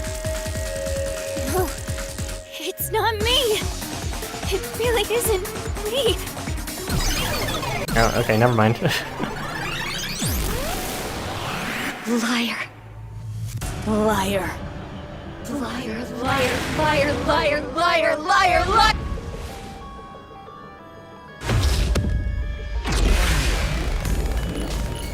You feeling something, Joe? Getting aroused from seeing two high school girls pick on another girl? Yeah, the evidence is conflicting. None of these is... I don't know. There's so many things suggesting it's one or the other, and none of them are really giving any hints about cooperating. But maybe that's what they're trying to hide, the fact that they were cooperating. I'm not entirely sure.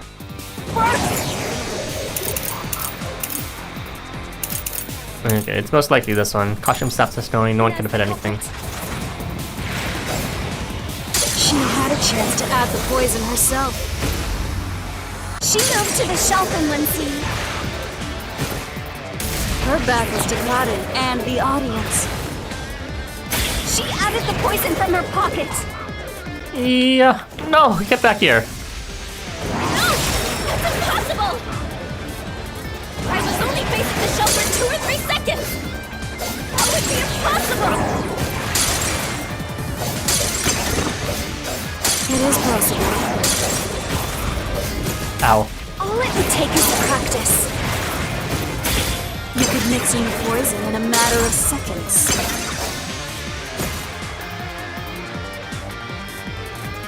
That's true. And Waruna's the culprit. She had a chance to add the poison herself. She moved to the shelf in one scene. Her back was to Gladden and the audience. She added the poison from her pocket. This is the truth. They should be bullying you.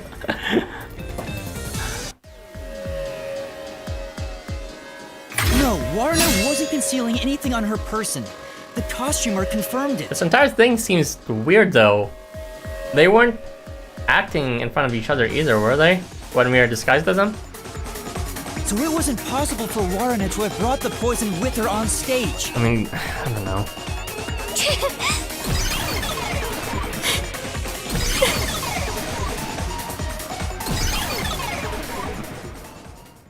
Aw, they're all gone now.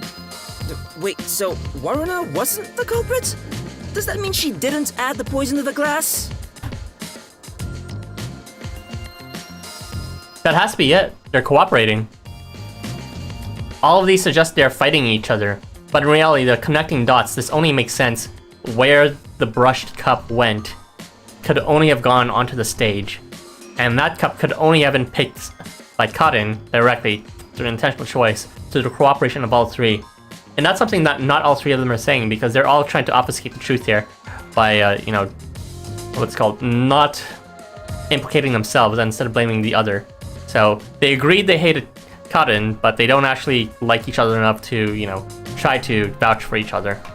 So they cooperated in the killing, but they're not cooperating in their, what's called, alibis. It's a fact that she didn't bring the poison on stage, so naturally she couldn't have poisoned the glass. But then, what really happened here?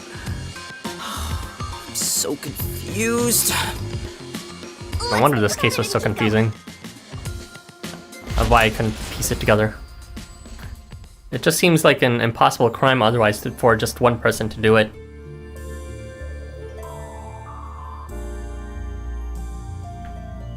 What if I use my disguise to get new information out of the three of them? It's no use. I already did that during the investigation. Oh, you did, huh? But your disguise ability is incredible. It's like I was a completely different person. Makeup is one thing, but my voice and stature match too. I use a voice changer to synthesize a new voice. If I've heard it even once, I can easily set it up. Guess he knows his I technology use too. tape to make your body appear thinner, or add padding for the opposite effect. Height can be adjusted by messing with your joints, up to a certain point. But there are limits, given how it strains the body. The more you explain it, the more it sounds like you could commit a lot of crimes pretty easily. And it doesn't even seem paranormal. I must resist my urges every single day. It's a daily battle to tame the monster inside me. Desuhiko, that sounds more like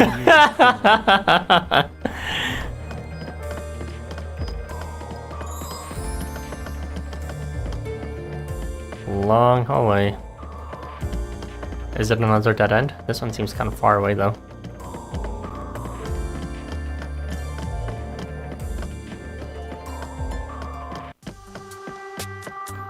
Huh? A dead end? You got a monster inside you too, and I'm looking at Shinigami.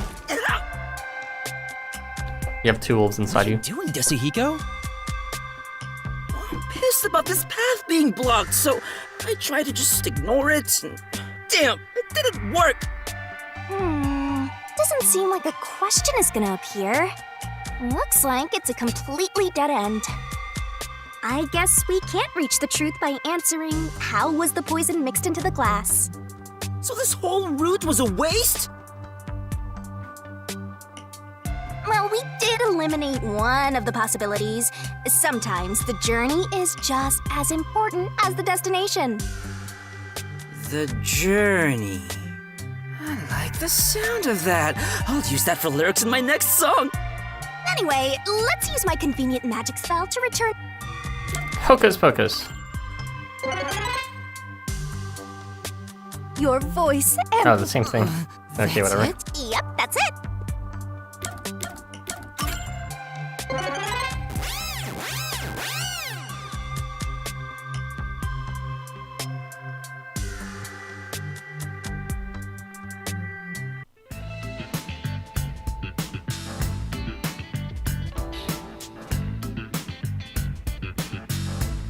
Now that I think about it, wasn't that the third route? What's going on? They're all dead ends! What does it mean, Shinigami? It seems that even though we tried to solve every how, we can't figure out who the culprit is. Come on! Then what was the point of our great adventure? I've told you this a dozen times already. Even dead ends are precious clues. Because of them, you figured out that examining the murder method won't lead you to the culprit. I see.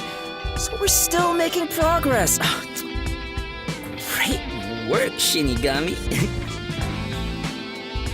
So, Cotton wrote in her own script to take the glass that had the light on it first. And Kurame took advantage of that so that when she took the glass, she would be sure it had poison. My main wonder then is why would Cotton even write to pick a specific glass in the first place? Anyway, we have to view this case from a different perspective. I thought that letter was forged or something at some point, or the script. But it seems it's a genuine article written by Cotton herself. I suppose that's your different perspective. Whoa. This entire thing makes us want to think they hate each other, but in reality they cooperated during this murder. That's what I think. It's the only logical conclusion at this point. Well, maybe not the only one, but the clearest one. We're really walking on another side. Well, if we keep moving, then... Oh. Okay, can't fall. Ooh, that's trippy.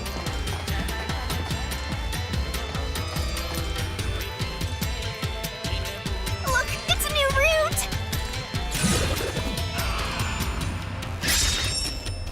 Why did the incident happen? Because it was revenge against Aiko. No fair. Yuma gets to have all the fun. Why are you jealous? This you, Joe. The question is, why did this happen? I guess we're on the why done it route. Who, what, where, why? When? Wait, done what now? It's about the reason why the case occurred. Meaning, this is the route where we seek the motive. Looks like we need to focus on figuring out the culprit's motive from here. Yeah, I know cases always deal with motive, but wouldn't it have been better to start with this route from the get-go? Well, we only know this route is important because we cleared out the how routes. That's how it goes when it comes to solving mysteries and dungeons. Oh, sorry, I guess that's how it is. You're absolutely right, Shinigami. Let's keep going for now.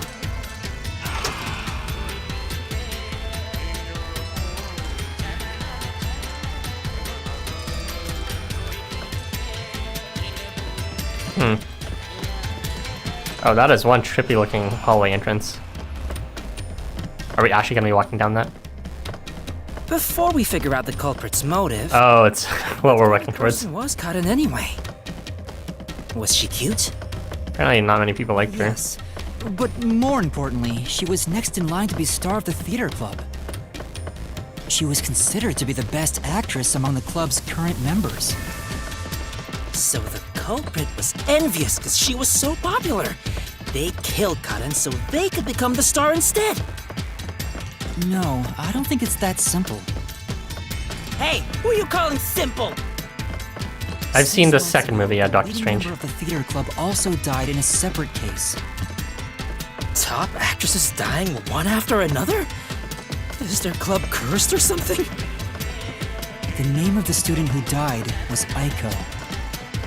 Her death was ruled a suicide by jumping off the school, but Kurumi doubted that was the case. Kurumi, huh? She's alright. Alright? Anyway, I doubt it's a coincidence for people to die. Yeah, it's hurting my head too. Succession. This case may have been triggered by Aiko's death. So if we find the truth behind Aiko's death, It's a revenge we can case. have the motive in this case. The truth behind Aiko's death. Okay, I guess that's the end of Playable Loop. Hey, it's Kurumi. Look. Is that Or Aiko. Whoa, she's cute too! Let's go talk to her! She's about to get a taste of my full and undivided attention. You can already tell women will be his downfall. Oh well, it's not like you're any better off with yours truly, Master. Oh, she ran ahead.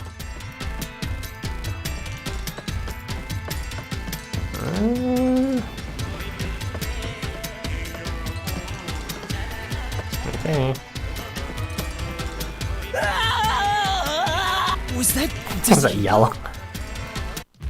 What the... Come on, concentrate, concentrate!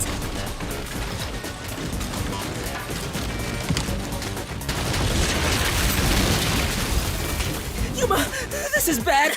The ground's giving way beneath our feet. Yeah, I can tell. Aiko! Hey, let's hurry and catch her. I love the tragic types. No! We're trying behind her death. That's exactly what he said. Good luck, Master! The truth behind her death was it was bludgeoning from the back, most likely, not an actual suicide. Was Aiko's death 6 months ago suicide or homicide? It was homicide. This is the answer! Aiko's death 6 months ago was actually a result of murder. Well, that's what Kurumi was suggesting, although we never even got direct evidence right. Where was Aiko murdered? She was murdered in the flower bed. This is the answer! The location of Aiko's murder You never even saw the evidence directly. flower bed. Actually, never mind. I think we got the photo from the past case back then, from the fat guy. What weapon was used to kill Aiko? Brick. This is the answer! The brick with Aiko's blood on it had a very unnatural splatter pattern. Yeah, I noticed it the moment we entered the school. After the culprit hit her with the brick, they returned it to its original position.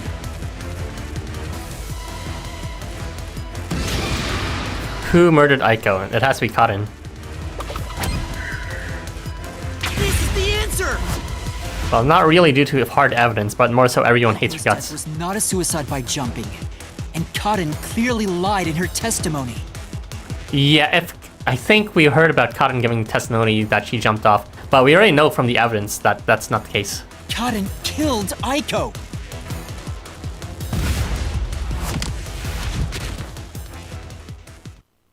All right, let's keep following her, Yuma.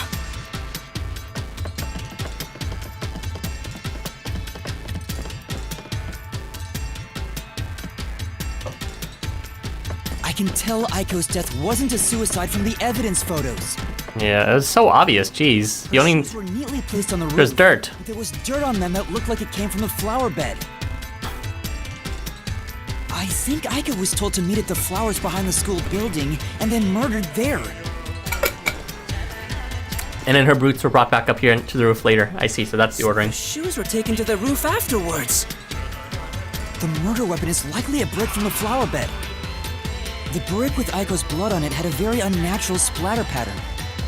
If she fell from above and hit her head, the blood stain wouldn't get cut off in that way. I'm sure that after the culprit hit her with the brick, they returned it to its original position. But do you have evidence that Karen did it? Cotton's the one who gave the testimony, If Aiko didn't die from jumping, Cotton's testimony That's the is only evidence, highly pretty much. suspicious. because she gave the evidence that she jumped off, said but she that heard something is just fall, false from the but went evidence. to inspect it. Heard some... Nothing fell. Get it? Hearing a sound that never happened means she's obviously lying. Yeah. Karen lied. And the reason why she lied? She made it appear like Aiko jumped. If that's the case, then the one who killed Aiko is Cotton.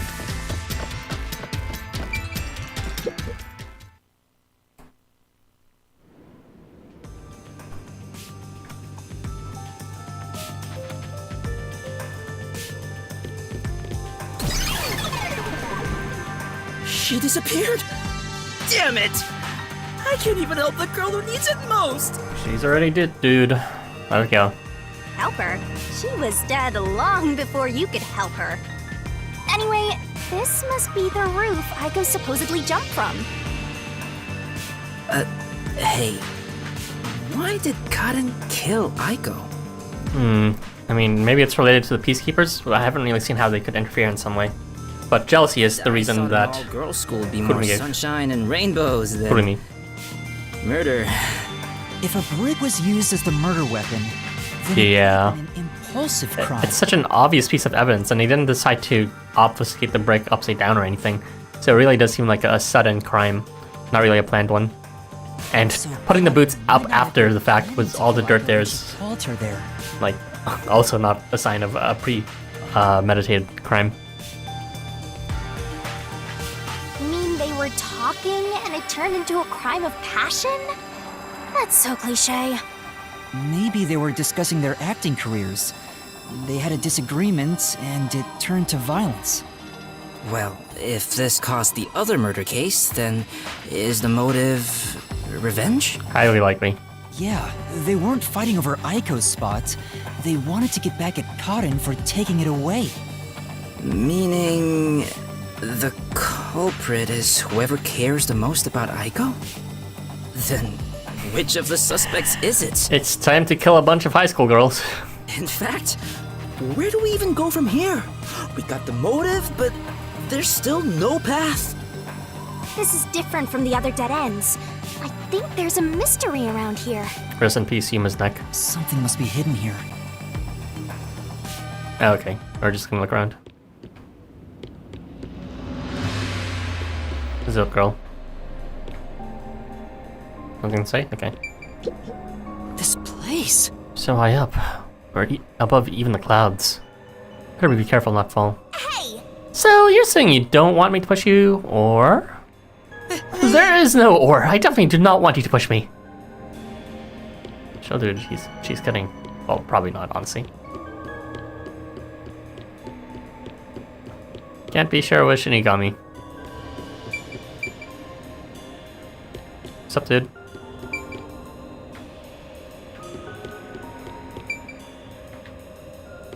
Any other points of investigation, or just those two distant points? Yeah, just those two.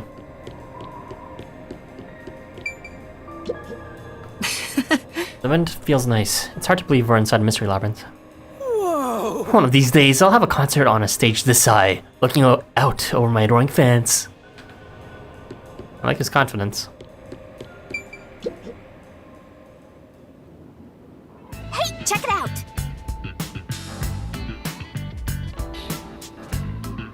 Is that the how route we were looking for? We're so high up.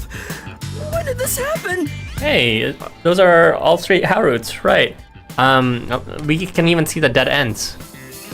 So, I don't remember these turns specifically, but if we, no, there's no way. I believe we went upstairs for at least one of them. No, maybe that was the most recent one, yeah. But what does this suggest, though? It suggests the third one, Kurume, goes the furthest? I don't know. Over there! But either way, What's that? they're interleaving with each other. Doesn't seem connected to anything else. Which means that could be the Who location. So the true culprit is over there then? But how do we reach it? It's not connected to any other route. Maybe we rearrange it? What, are you freezing up? Scared of heights or something? Oh, it's not that. About those three routes. Oh, Dusky about to help us.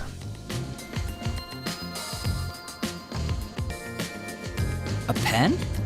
You carry that around with you all the time? Of course.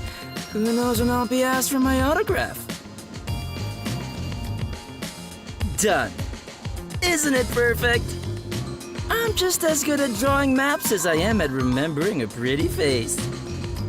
This is the how route when seen from above, right? Well, this is a dungeon, right? So maybe there are some secret paths in here. Secret paths? See? If you look at it this way, doesn't it all seem like the same road? You're right. The three how routes are connected into a single route all the way to the who room. Wait, all three are connected? That's it! I think I've got it! That's the hidden truth behind the how route. Okay, once I solved the second one, the second Tao, I figured it out before you did. The third one just confirmed that they should have been cooperating. There's like essentially nothing being revealed from Waruna's route, which is as expected because it seems the most absurd at that point that she would pick up the cup. But due to the evidence that we picked up from Yoshiko preparing the cup, yeah, the only way it would connect would suggest cooperation. Same thing for the poison eventually landing on Karen's hands. What? Seriously? Not bad. You finally made yourself useful. Uh-oh, you got complimented. Shinigami complimented me? I love you, Shinigami! Wasn't I a good boy? I deserve a treat, right? If you think you've got this, I'll back you up. Lay it all out. Oh wow, we haven't had this at all. Okay. They cooperated. Literally him. Okay, how do we do this? It's your favorite game where we poke holes into Shinigami to reach the great climax. The only way the crime was possible was co-op. I think it's cooperation. Twirling, twirling, twirling. You're wrong. Okay, that's not the word. RT. What? Okay, fine. Grab solution key. Not this one. Catwalk. Persian. Okay, whatever. You can do. Ouch. I know what they're doing, but okay. RT, LICE. That's Not TE. PA. NE. That's not it. NT. PA. RT. Oh. Okay, I failed completely. What is the word? Oh no, Yuma died. We tried from last truck. Oh my god, don't tell me it's too far. I know the answer, but I don't know the word. Is it not cooperation? Why does it look like it's cooperation? Multiple culprits? I don't know what it's trying to say here. Okay, yes. Skip it all.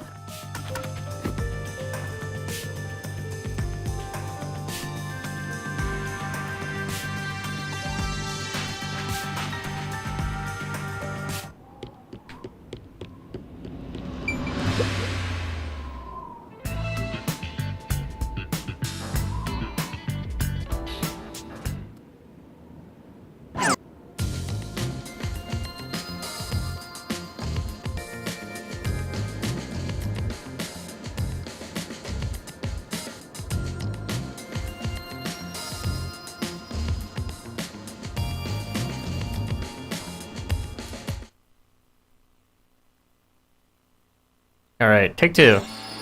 Failed that completely, apparently.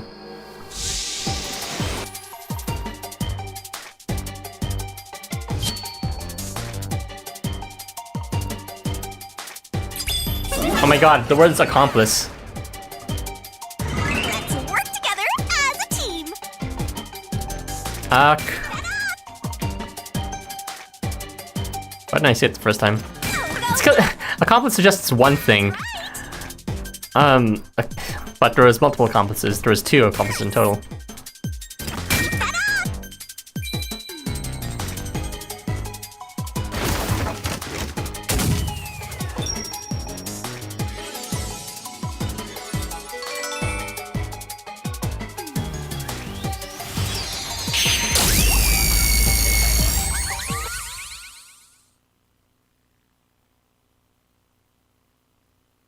Those keys were useless as shit.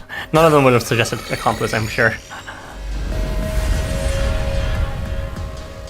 That's right, accomplices.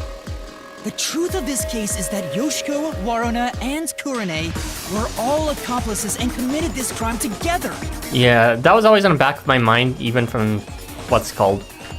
Not from the very beginning, but the moment we started investigating in disguise. Because they're wording things very weirdly. In a way that, you know, sort of wanted to... was like shit-talking each other. But at the same time, you know... It wasn't just suspicion that was laced in the words, or rather, it wasn't suspicion at all. It was more like, you know, placing blame on the other for a crime they equally committed. Accomplices? But don't they hate each other's guts? It's the truth. I realized it once you drew this map, Yasuhiko.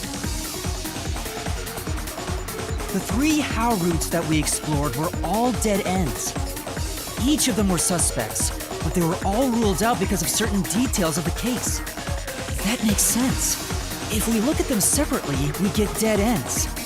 But by connecting all 3 routes... And that's why it had to be within play. Looking at it as a single criminal act, it clearly becomes... Not so that it would pin it on someone else, but rather to obfuscate the truth that it was multiple people. That committed a single crime.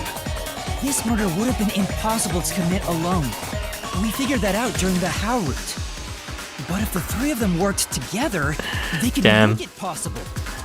Poor Waruna. She had like the hardest job of swapping it out and also possibly, you know, drinking the poison cup. Well, I say poor Waruna, but it was Karen who died. But then didn't kill the Aiko, so fuck Karen. I guess we're supposed to break the wall? Sounds like fun! I'm in! It's all thanks to my help, don't you think? And don't you forget it. You're the one who's going to forget it. Anyway, let's check it out. We have to make sure we're on the right track.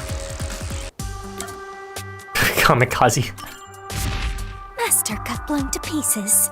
That's what happens when you use a sacrifice spell. You died, so it's game over. Time to return to the title screen. Well, that's what I want to do.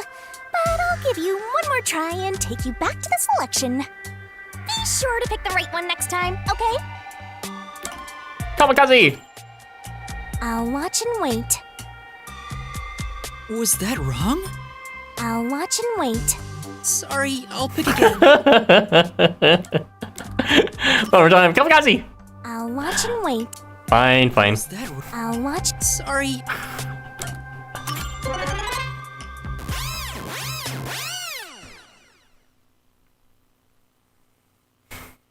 Yeah, they were trying to obfuscate that truth, and that's why all 3 of them were mystery phantoms. Their entire goal was to try to make it seem like they were more suspicious than each other. The 3 of them divided up the tasks that needed to be done to pull off the murder. Don't you think so, Yuma? Yeah, I think it's the only way. Huh?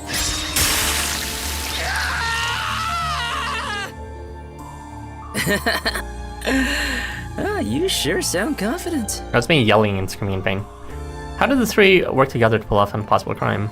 And now, there's a new problem to solve. We have to expose the secret behind their complicity. How exactly they cooperated together and the timeline of the crime. Got it. The timeline, huh? Then the first thing to discuss is... How was the poison mixed into the glass?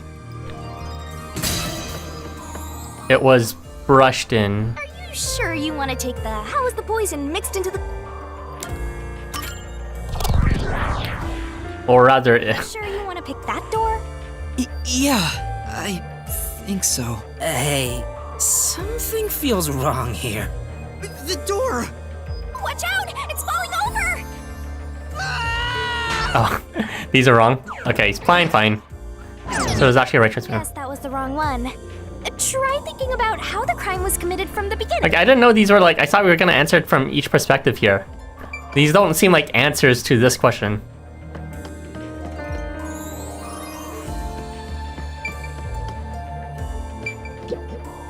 We just have to follow the sequence of events. Oh, okay, the sequence. Fine. The sequence. This was the first one. Yoshiko brought it first.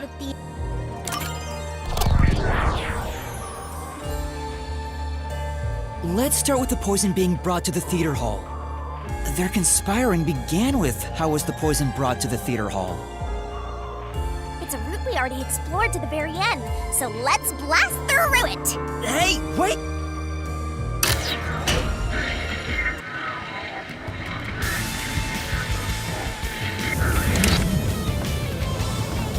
The only person who could have brought the poison to the theater hall was Yoshiko, right? Yeah, the poison neutralizes after 30 minutes, so it had to be brought into the theater during the show. As the production assistant, only Yoshiko could have done it. Looking back, the reason they chose poison as the murder weapon was to establish an alibi. You know what? Shame on Kurumi for not realizing that all three other girls were friends with her besides Karin. Because if she gave that, if she knew that and she told us, that would have greatly reduced our main suspects. The poison was only active for 30 minutes, which gave the other girls an alibi. Yoshiko went to the lab for the poison as soon as the performance began. She had the extra glass hidden in her bag, and after she brushed poison onto it, she put it back in her bag and returned to her seat in the front row as if nothing happened. Okay, the game got me. I did suspect everything was weird between all three of them, but it took me quite a while before I started thinking they were cooperating each other. I mean, I thought that was a possibility, but in my mind, it was probably thinking that's unlikely, so that's... yeah, they're putting on an act. I should have figured, they're all actors, so obviously, like, you know, they'd be able to disguise that fact with their aggression to each other. The problem is, what happened next?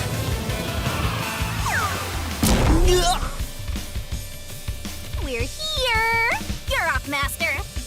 Yeah.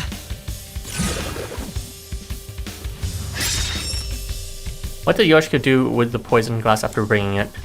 Handed it to Waruna.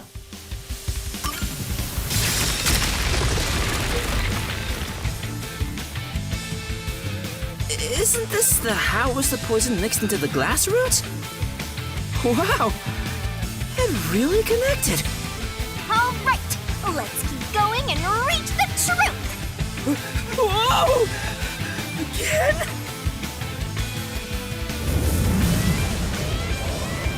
Hey, you said Yoshiko handed the poison glass over to Waruna, but Waruna was performing on stage, right? How could she receive the glass while on stage? The only time I can think of is when they turned off the lights. If they are cooperating, that explains how they were able to do it within 5 seconds in the black light. Water must have been very warily hanging around the edge of the stage before the exchange happened. Yoshiko sat on the right edge of the front row close to the wings, where the actors enter and exit from scenes. She probably stood up when the lights went out and left the poisoned glass near the right wing. Even if she couldn't get on stage, she could at least do that within 5 seconds.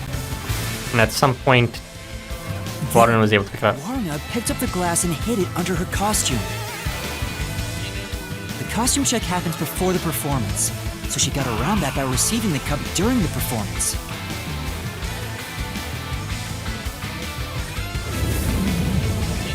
I see. So they passed the baton during the 5 seconds the lights were out. Could that really be done in 5 seconds? Putting it on stage, sure, but like, Waruna dashing over there? The two of them must have rehearsed it as much as the rest of the play. I suppose if they're both moving towards that spot at the same time, they didn't even need to put it on, they could have just handed it directly to each other. You wanted to carry it so badly. Suppose Waruna did get drugged by the neck. How did she swap it with the real glass while the play was still ongoing? A few moments after the blackout, there's a scene where Waruna approaches the shelf. It only lasts 2 or 3 seconds, but Waruna's hands on the shelf are completely hidden from the audience. At that moment, Waruna could have switched out the original glass with the poisoned one. Like, no one else saw it up in the catwalk? Like, Sure, Kurani would have seen it, obviously, but no one else saw it? There was at least one other girl there, right? So they used the plague itself for their seemingly impossible crime. No, I guess they're focused on Talk about Kurani guts. instead. This is something only thespians could pull off. Shinigami? Isn't there a safer way down? Master, hurry up and break this one down too! Right.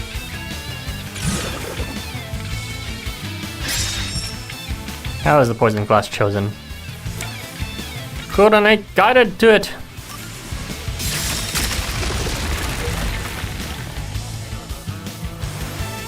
Alright, we got this one too! Only a bit more! Let's keep going! Wait, can't we take a break?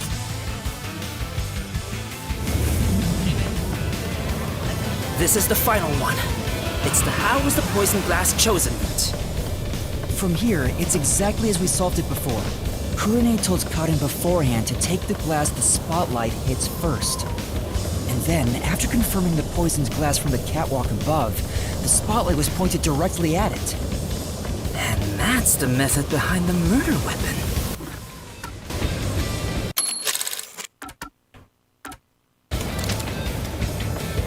Method? Sounds more like madness if you ask me. That solves this mystery. We've almost reached the truth. Seriously? That's terrible. Ima just barely able to catch up with Shinigami, while Dasuko taking a ride. Huh? Why? Because I haven't gotten Shinigami to fall for me yet. That's not gonna happen, even if you stay here for 100 years. In fact, I basically eat your guts. You know, beyond the hate, there could be love. It's kind of like traveling the globe.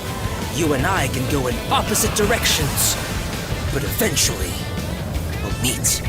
He's a hopeless romantic, I'll give him that much at least. That's a stretch. I feel sick. This is the last blow. What question could this possibly be? Who murdered Karin? Master, are you ready? Let's solve this thing! All three of them. Right.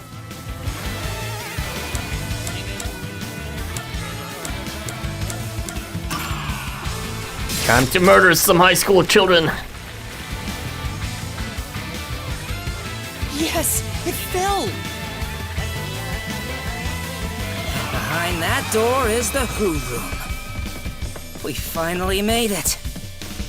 It's time to end this, Master.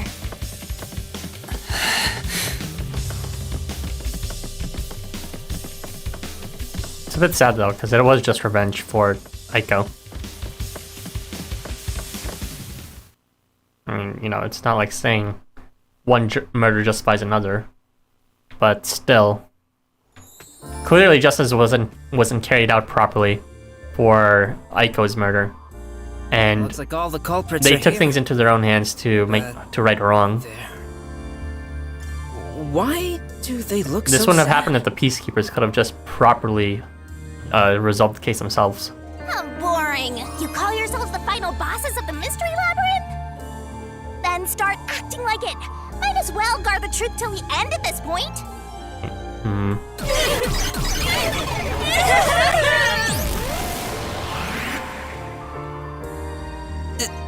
There.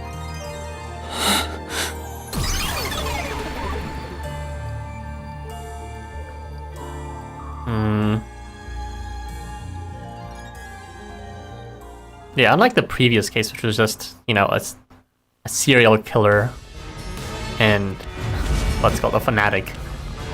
I don't know about this one. These three went out of the way to set justice for something the peacekeepers could have entirely avoided. The question was why it was swept under the rug in the first place. This is tough for them.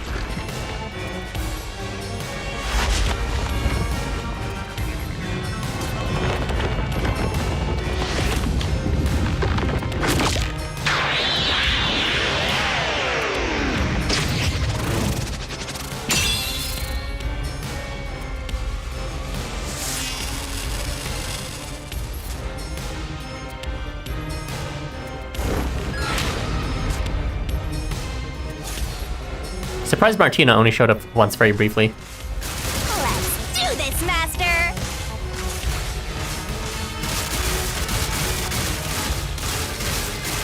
No! Stop! No, there weren't any accomplices! Neither Marna or Courtney! Stop! There's no reason for us to team up!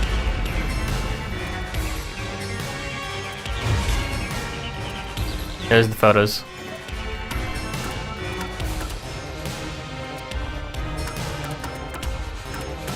You're wrong! Huh? Come on! You did it, Master! Yeah. Yeah. I'm in the same position as you. This is not a good conclusion we're reaching. Do it, Master!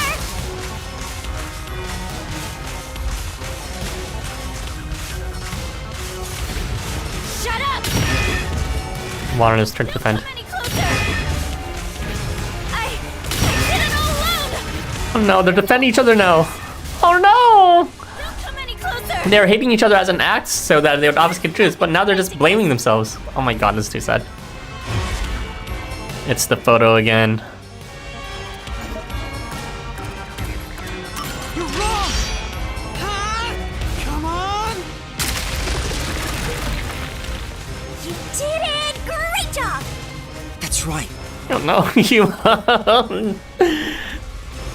He was looking paler and paler. Man, this is not good. Shut up! And it's always the same one for everyone in terms of avoiding it. Stop telling lies! Please, leave me alone! Shut up!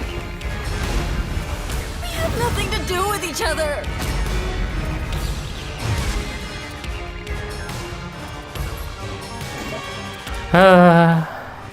You're wrong! Huh? Come on! What's going on here? I thought they hated each other. Apparently that was just an act. No, that probably isn't true. Huh? What do you mean by that? If you put together the 3 photos they each have... They're all together in that photo. It's the same photo, so that means they should be friends with each other too. What? So they're all in the same picture? That's the truth.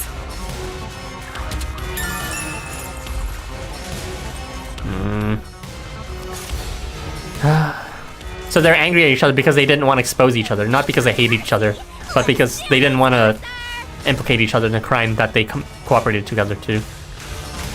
No! I mean, I had to sense it might have been that, but... No! No! Stay away! Stop messing with me! Oh no!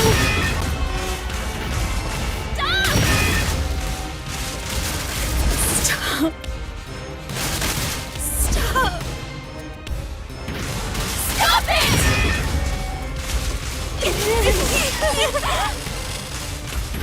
Get away from me!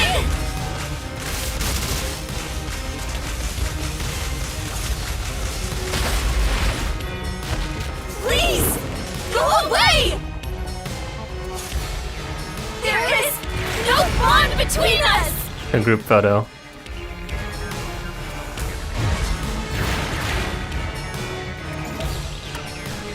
Oh boy.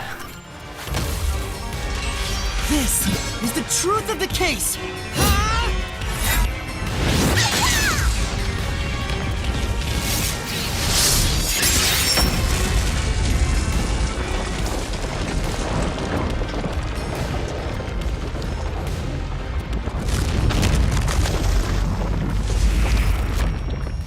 Do we really want to kill them though? Is there no way around it? Why was the Aiko murder even obfuscated in the first place? Was Karin like a higher up of the peacekeepers?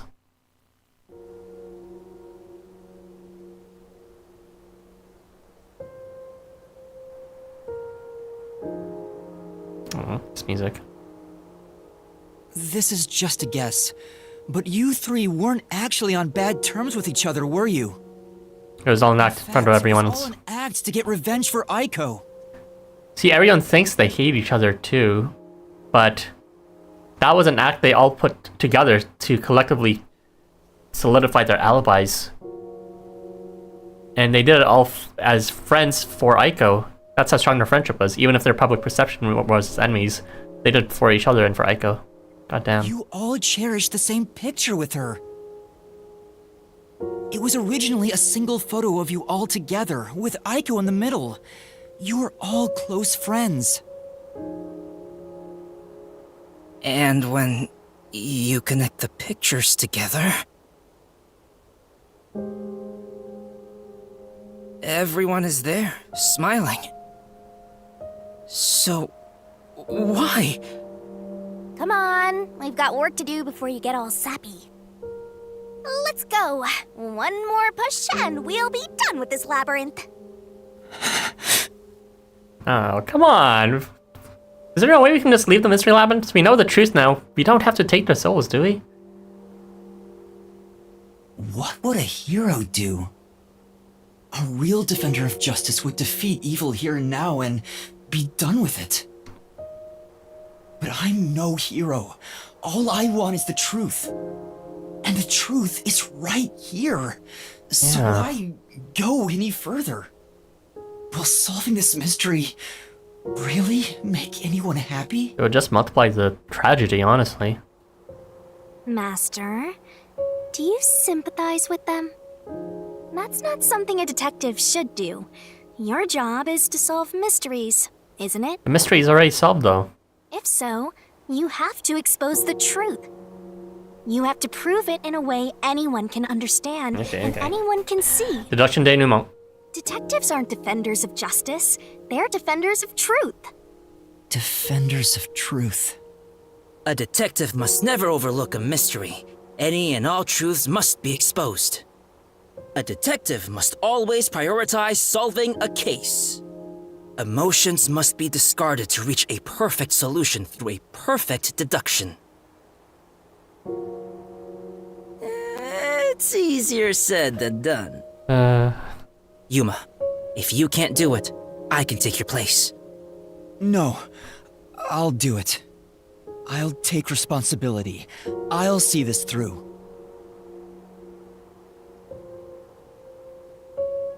Fuck Karen. I was saying Cotton to be respectful, but fuck this Karen. They killed their best friends, and now she's ending up killing the rest of the friends too. Fucking Karen, I swear to God.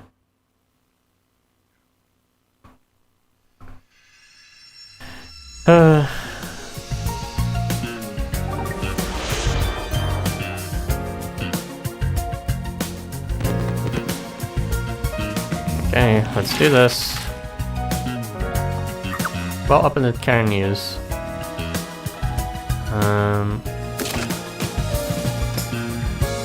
She's a brick.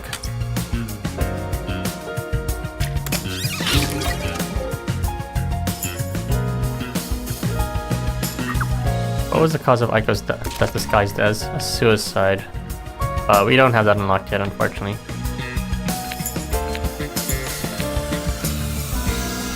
Where was Yoshiko headed? To the front. Also not here. What did Yoshiko apply to the glass? Also not here. Okay, note and script, glasses are swapped.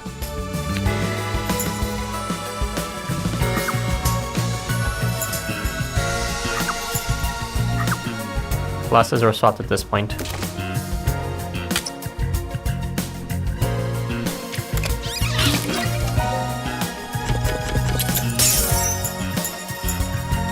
We should have unlocked a few now. Chemistry lab, poison, and note and script. Suicide by jumping, that's unlocked now. Fucking Karen.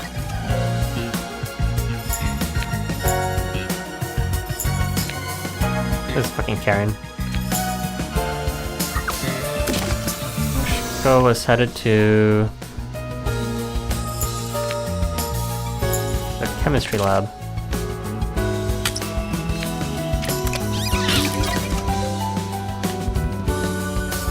What did Yoshiko apply to the glass? Poison.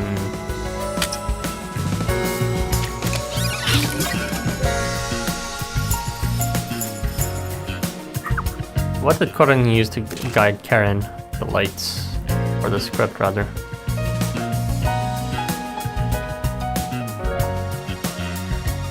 The spotlight.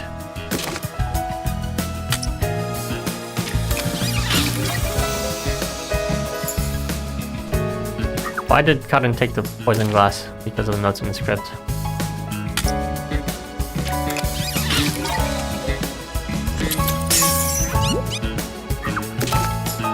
For whom did the trio commit the crime? Aiko. We're not revealing the actual colors. We're revealing the motive here.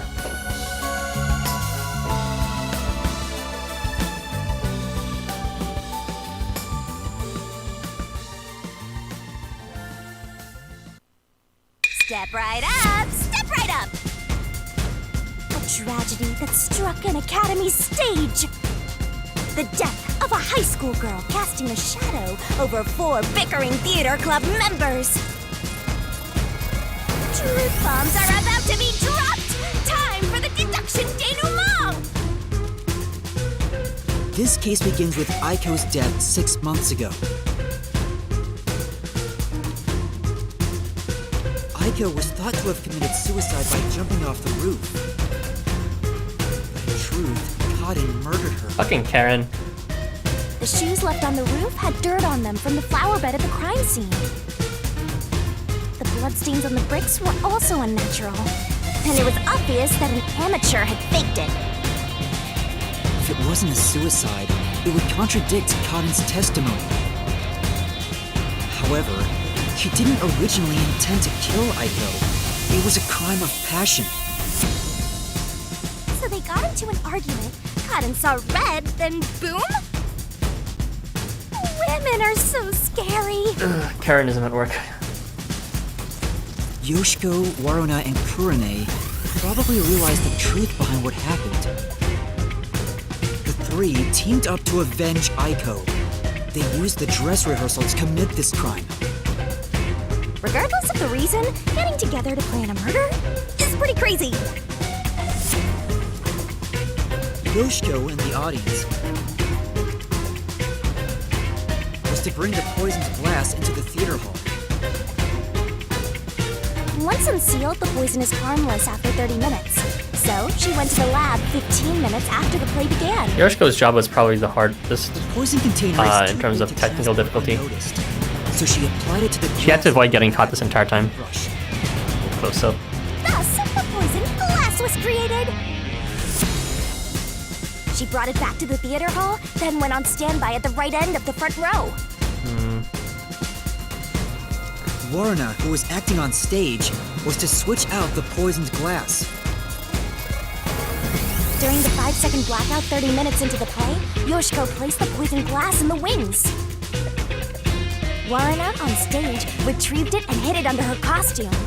The entire act they put up in front of everyone to hate each other, but so that no one would have expected they just did this. Square with the poisoned one.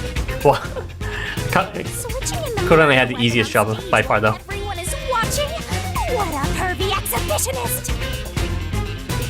What's perverted about that? Although they did have to watch carefully, I suppose, otherwise something bad would happen. So the blood would be in their hands if they failed, and they'd be caught easily. Kaden to take the poisoned glass. Then came the duel of poison cups! The 2 glasses on the shelf had juice poured into them. Kaden and Waruna shuffled them in a way the audience couldn't see. But Kurane, who was on the catwalk directly above the stage, saw exactly which glass held the poison. She confirmed the location of the poisoned glass and shone the spotlight on it first. Okay, fucking water gun, red herring. I did think it'd be ridiculous and kind of impossible to miss if someone shot in front of there. Winner, winner! Poisoning complete! That was so long! Good job! Kurane told Kaden of a change in stage direction, where the victim was to take the glass the spotlight hits first. Oh, she was told. Kaden followed this instruction to take the poisoned one. And that was hidden after. The whole sequence of events for this crime would have been impossible for a single person.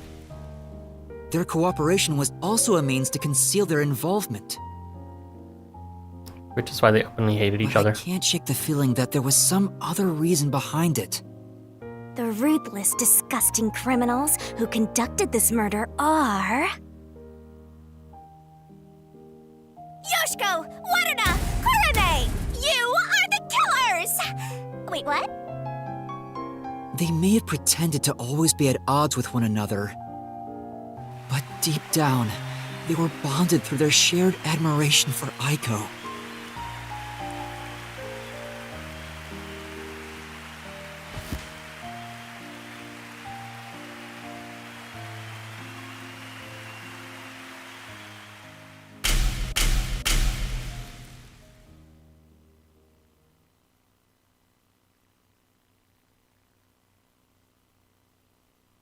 It was such an obvious crime too. You could tell immediately from the evidence that you saw in the first frame of this entire school This is my answer! that it was Karen's fault. Well, we didn't know it was Karen, but we knew the method of murder, and just hearing the testimony after from the fat peacekeeper immediately revealed it was Karen. Fucking Karen, I swear to God. It was so obvious, and yet it was buried either way. Really no other way? Was there no way to prove Karen did this without killing her? That's not possible. Not in Kanai Ward. The Peacekeepers bend the truth whichever way they want to. The three girls couldn't get justice from them, which led to this crime. But it doesn't make it right! How long did you put on an act for this? Aiko was our sunlight.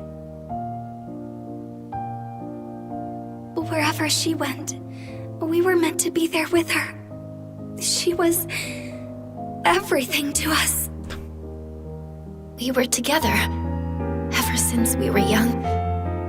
Her dream was our dream. We were nothing special, but she called us her rivals. Those words encouraged us to carry on.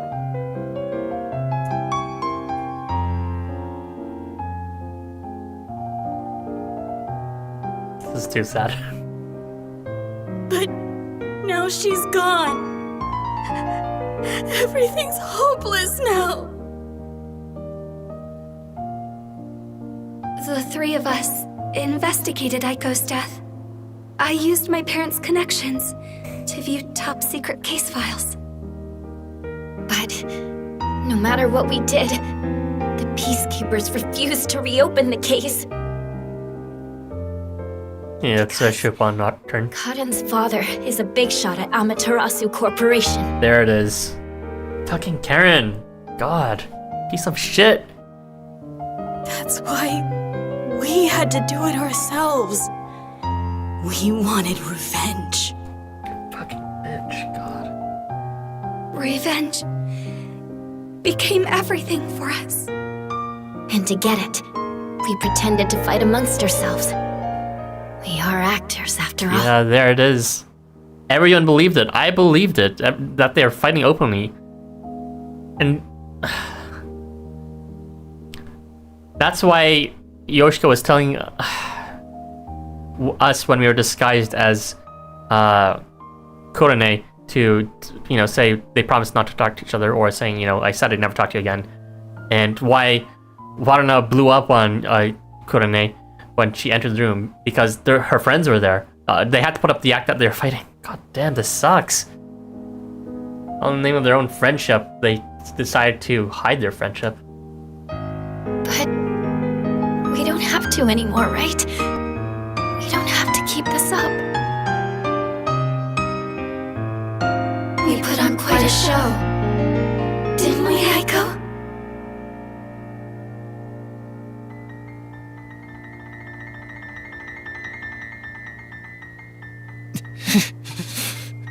This leaves a bad taste in my mouth.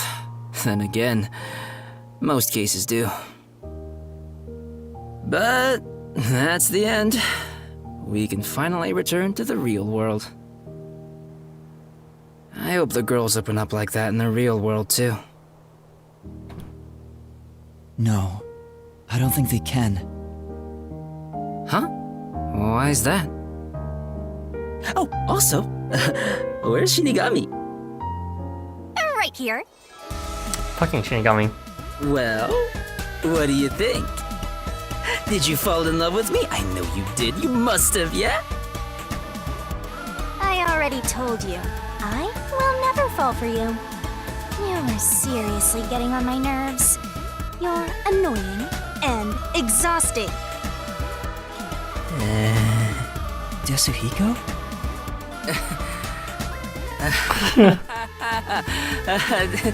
Did you think I was serious? I was just testing the bond between you two. A bond? It's more like a curse, at least to me.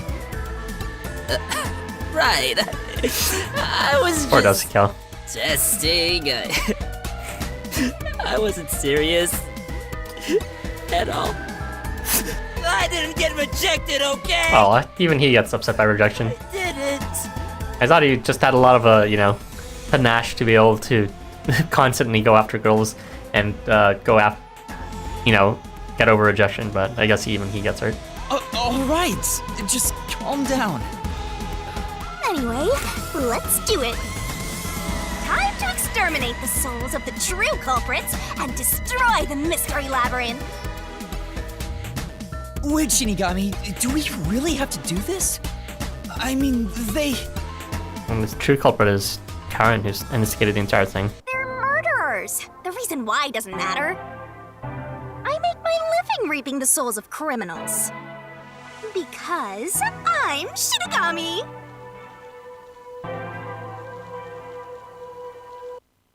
I guess there's no going back. I was hoping there'd be some sort of loophole to this, but Bloodlust. guess not. Overflowing despair. The brilliant soul of Shinigami shall expunge this cursed case. Death to all deplorables. Through into the vile mystery labyrinth. The sad thing is, if they just delayed this crime by one more day, we would have been able to solve Aiko's murder. And, had killed Karen directly ourselves. Without them having to be victimized like this.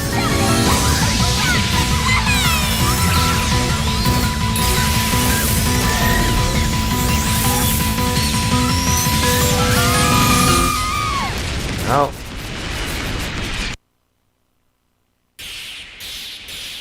First, the Monokuma tier indifference killings by Shinigami here.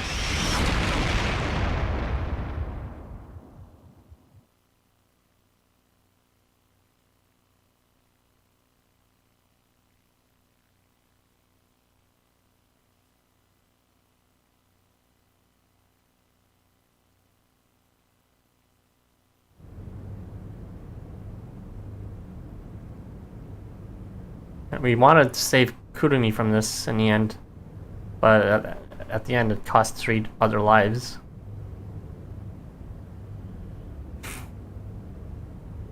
And now they're just gonna die in her place.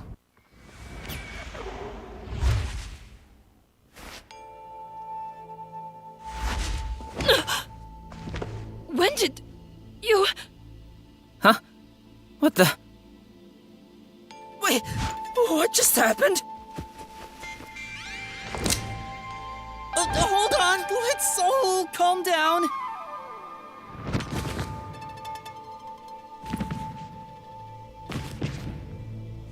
What? What's going on? I knew it.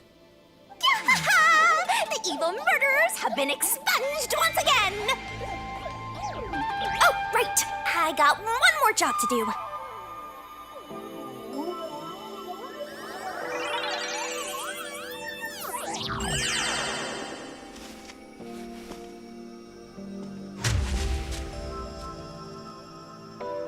Excuse me, everyone. The culprits behind this incident were Waruna, Kurane, and myself.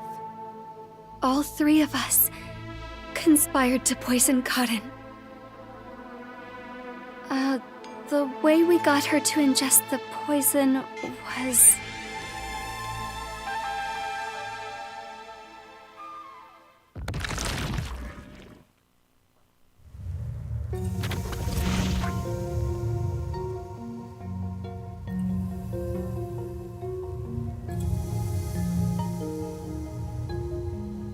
I don't know what you people have done, but next time it won't go your way. Remember that.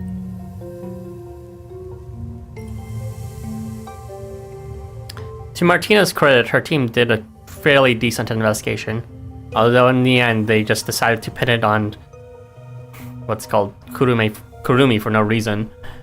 But it's not like they were trying to obfuscate some sort of bigger truth this time. They didn't even know who the actual murders were this time. Yeah. Did you see that? She's pretty honest. Martina. Probably my favorite design in this game so far. She was staring Besides, at me the whole Alara. time. She's gotta be in love with me. Oh, fine. I guess she can keep the peace of my love as well. Hey, what's got you so down? All three of them just died out of nowhere.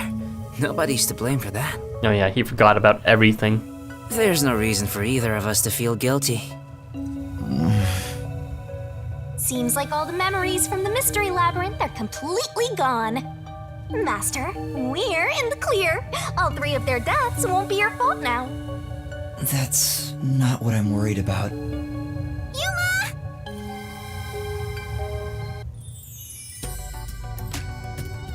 Kurumi? Thank you for saving me. I knew you'd come to the rescue. Anyway, are you alright? The Peacekeepers didn't harm you, did they? No, I'm fine. Hey, Yuma? I don't want to get in the way of this tearful reunion, but maybe we should get out of here. It'll be trouble if the Peacekeepers come back. Oh, right. Let's leave then.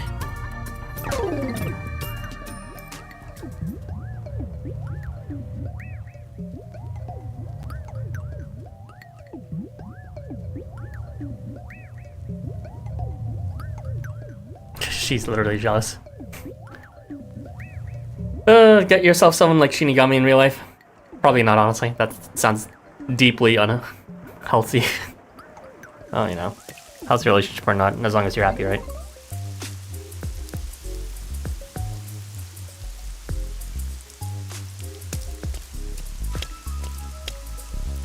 I'll go on ahead to the agency and put in a good word for you. I don't really get how it all ended, but I have a hunch. Yuma, you did all the work, right? Huh? Huh, guess he's got good intuition.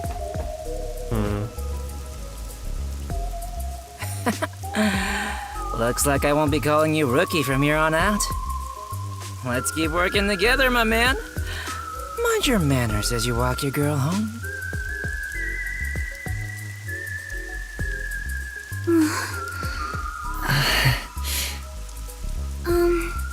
Yuma?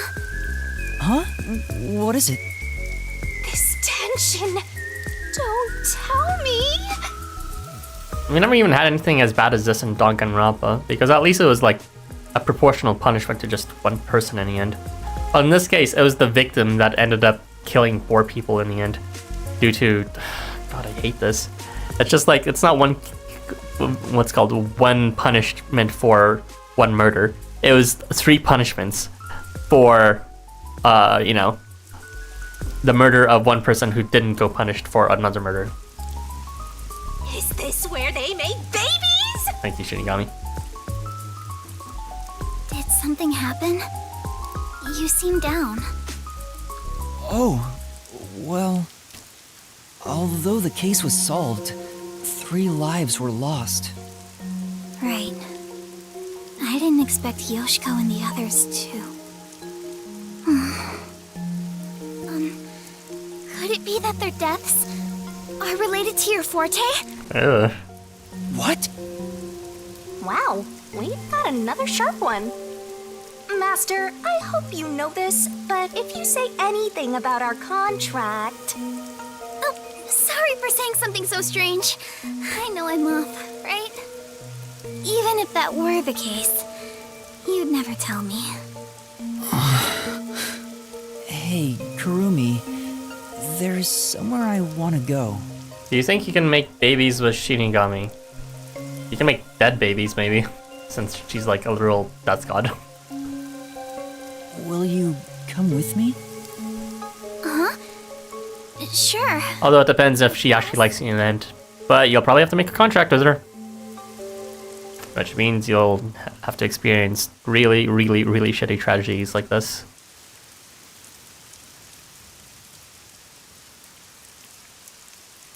You'll gladly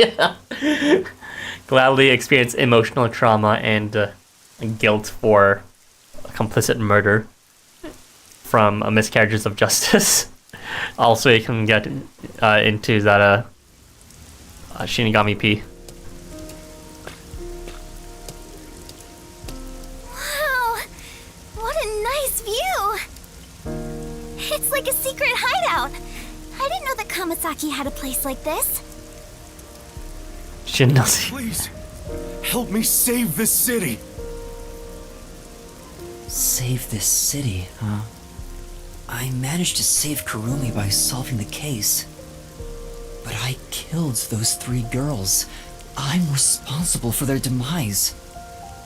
If I had let the peacekeepers deal with it, at least their deaths could have been prevented. What exactly did I even solve? Yeah, that's the worst thing about this. It would have been good if we resolved the past case while Karen was still alive so that we could kill her and then, you know, get closer to exposing the peacekeepers' fabrications and all that, and tear down their corruption. But in this case, we did nothing to dent the peacekeeper operations. Like, surely they got some wrong person to blame in the end, Kurumi. But, you know, the main perpetrator, Karen, was already dead. And no one was to, you know, hold witness to the, I guess, the punishment in the end for the murder of Aiko. It's not a true solution if we can't save everyone. What I gained in exchange for my memories isn't some convenient, mystery-solving tool. It's literally the power of a death god. Yeah. Every time you use it, you have to kill someone. It's kind of fucked up. What are you musing about? You can't reclaim the past, and you're not gonna get your memories back either. In the end, you just have to accept it. Accept it? Instead of believing in some vague thing like justice, just believe in the truth. They say there's only one truth, and there's only one type of person who can find their way to that truth. Detectives. Even if I have to sacrifice others to find it, I should let so many people die for the truth? Master, you keep going to extremes. It's part of why you're a greenhorn. Seems like you still have much to learn under my guidance. What is the truth? Why did I become a detective to seek it? Yuma regressing like Shuichi right now. Yuma? Huh? Oh, yes? I know I already said this, but thank you so much. You are exactly the kind of person I thought you were. What do you mean by that? You're my hero. I'm no hero. I was just trying to expose the truth. But thanks to you, I was saved. If you weren't around, I wouldn't be here today. That's why a detective who exposes the truth is a hero in my book. If there were more detectives like you in this city, maybe Aiko's death would have been solved earlier. That's true.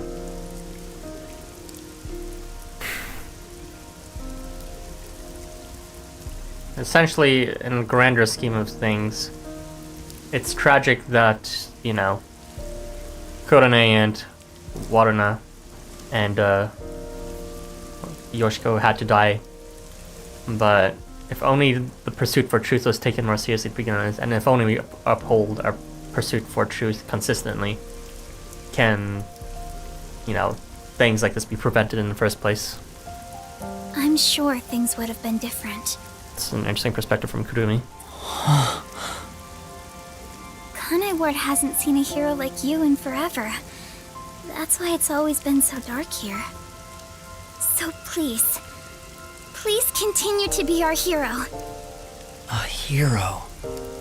Maybe before I lost my memories, I was trying to become someone's hero. This time, there was a steep price to be paid for exposing the truth. But even so, the truth must always be revealed. I mean, even if the truth must be revealed, how does that entail someone has to die? I want to believe I can save someone. I want to continue being the hero she says I am. In real life, it'd be ideal if we could expose the truth without having people dying in the meantime. Still, But that's a whole different topic. I don't want to use Shinigami's powers again. Don't act like you don't like it, Master! Well, I'm just glad you seem more motivated now. Oh, yeah. We made a promise, didn't we? I said I'd tell you about Kanai Ward's ultimate secret after the case was solved. Huh? Oh, right. Hey, you seem like you weren't expecting it. Not really, from a high schooler. But that's where you're wrong. Just between you and me, I am Kanai Ward's only informant. What? Informant? Are you serious? A high school girl informant?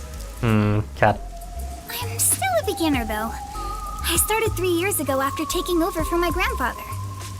And now that the Peacekeepers control the city, there isn't much of a demand for information anymore. No wonder you know so much about rumors. Besides... I haven't felt this nervous since I was chased by those Peacekeepers. Yeah, she was chased at some point. That also Yeah, it's consistent with her background, I suppose, but... And it also explains her boldness to be tailing us. If Kurumi is an informant, maybe she does have some crucial information about Kanai Ward's ultimate secret.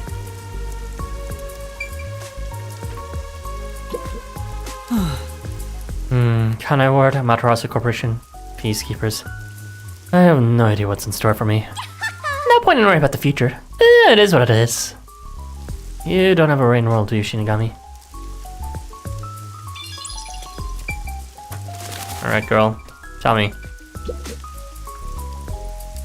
So, Kurumi, what do you know about Kanai Ward's ultimate secret?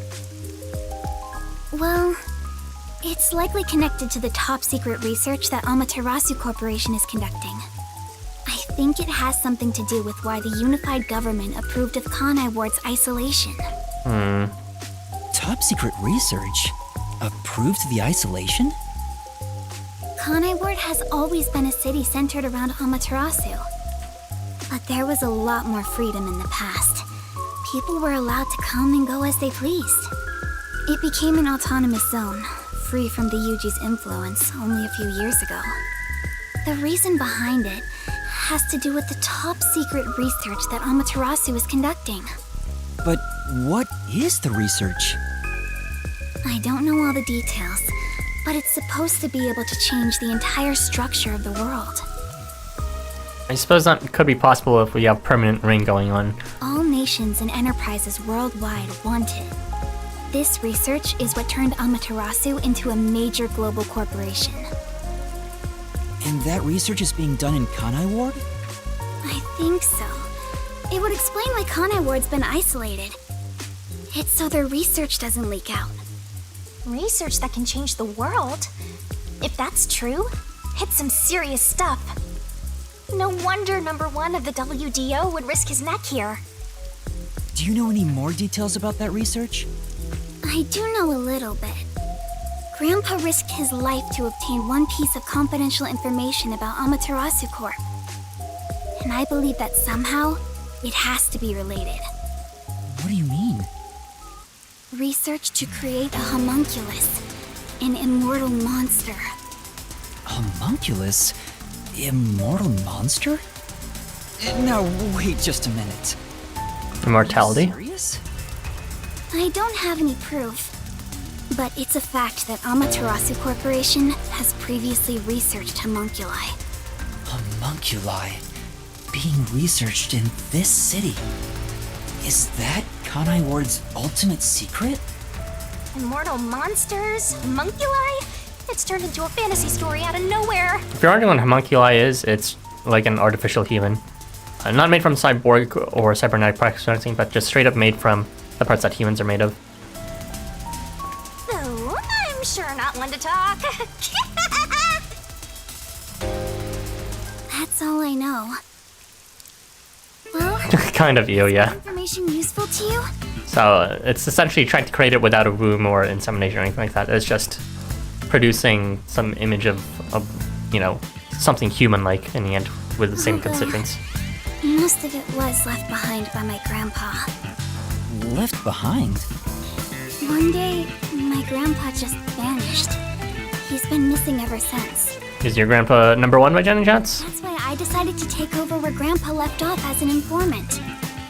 So, do you think what I've shared might help? Doesn't really give us any leads of where to start, but at least it gives us an idea of what the greater picture is. Yeah. This is huge, considering how I had nothing until now. Really? That's great! I'm actually useful to a master detective! Oh, about that master detective thing. Look! That's where my grandpa used to live! That takes me back. I wish I could see him again. Oh well. The Sun and Moon Hotel? Or is she pointing somewhere else? You'll keep taking advantage of a high school girl. Huh. By the way, Kurumi, why do you think your grandfather disappeared? Could it be the Peacekeepers? No, I don't think the Peacekeepers have anything to do with it. Grandpa vanished before Kanai Ward became isolated. So of his own accord, most likely. He was just suddenly gone. But I do believe I'll see him again someday. Nice music. Master, forget about some geezer you don't even know. What about this homunculus stuff? The homunculus research. If Amaterasu Corporation is still researching some immortal monster in Kanai Ward, it makes sense why there'd be such tight security. They fear the secret leaking to the outside world. Maybe it even has something to do with the great global mystery that number 1 mentioned. Speaking of which, what could the great global mystery be anyway? There's too much stuff we don't know, but you're one step ahead of the other detectives now, yeah? Guess that flat-chested Uggo is kinda useful. Maybe I should stop calling her Uggo now. I'll just call her Flat. Still gonna hold on to that, huh? I guess this is technically an improvement. You're gonna keep this info to yourself, right? It'll help you get ahead of the other master detectives. No, I'll report this to everyone. This isn't something I can deal with alone. Ugh, how lame. Couldn't you strike a pose and shout something like, I'm coming for you, Amaterasu? I'm coming for you, Amaterasu! That's not my role. All I can do is investigate Kanai Ward's ultimate secret just a little bit further. The rest should be left to the real master detectives to handle. This is my fault as your mentor for babying you so much. I don't know. You've become the kind of detective who only relies on others without trying to solve problems yourself. What are the other detectives doing right now anyways? What's wrong with relying on others?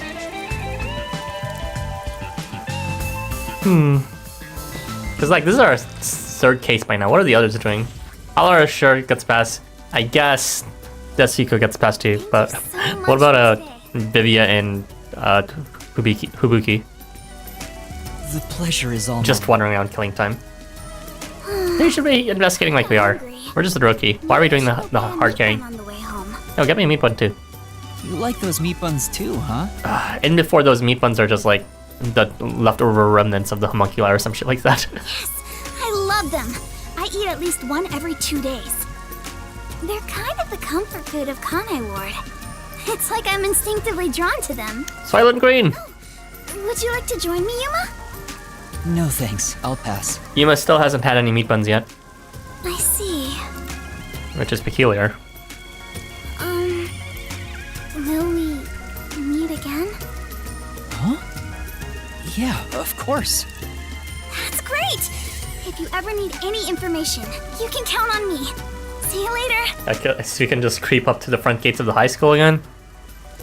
Not sure if it's a safe idea to give her our contact info. Hope she's okay on her By the own. submarine. I mean, they already know where a submarine is, so. I couldn't bring myself to say, I'll walk you home. Just say it. What are you, 12? You sure you don't want to go back to the agency? Weren't you running an errand a while ago? Were we running an errand a while ago? We were getting food, weren't we? Or some shit like that? I can't remember. We were getting meat or something. You're right! Oh no, I better hurry back. Rest in peace, Yako. Died from malnourishment.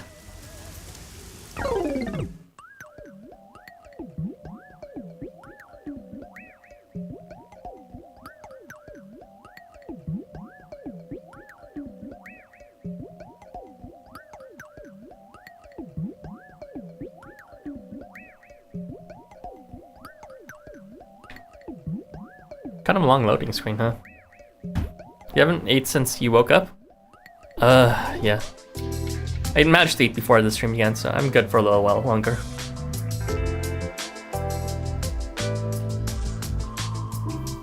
Homunculus research. I still can't believe it's true. Look at us finding the big lead. No one else Does can it find ring it. a bell, Chief? Unfortunately, I've never even heard of it. You sure it's not just some rumor? The way Kurumi explained it leads me to think it's true. They're all here being spoon-fed by us right now, the rookie. Regardless, there's too little information. We lack anything definite at the moment.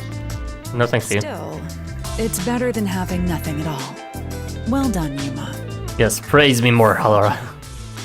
You too, Dustikyo. You're like a dog wagging its tail whenever you get complimented. You were late getting back, but I never imagined you'd get yourself into another mess. Yeah, we just accidentally solved another case. You know how it is. Another kerfuffle with a peacekeeper. I'm so angry, I'm talking with the last! I'm so angry, I'm talking with a lisp. Okay. I'm really sorry. And your tail gets tucked between your legs whenever you get yelled at.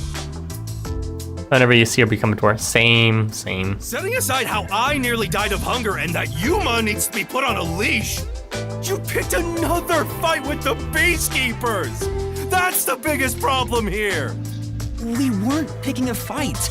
Besides, we got to expose the truth in the end. That look on Martina's face was awesome! Right, Yuma? That's not what I'm talking about! How can you be so relaxed? There, Lisp Man. Please remain calm. So, is it true the culprits in that case suddenly died? That makes Uh-oh, Halara's onto us!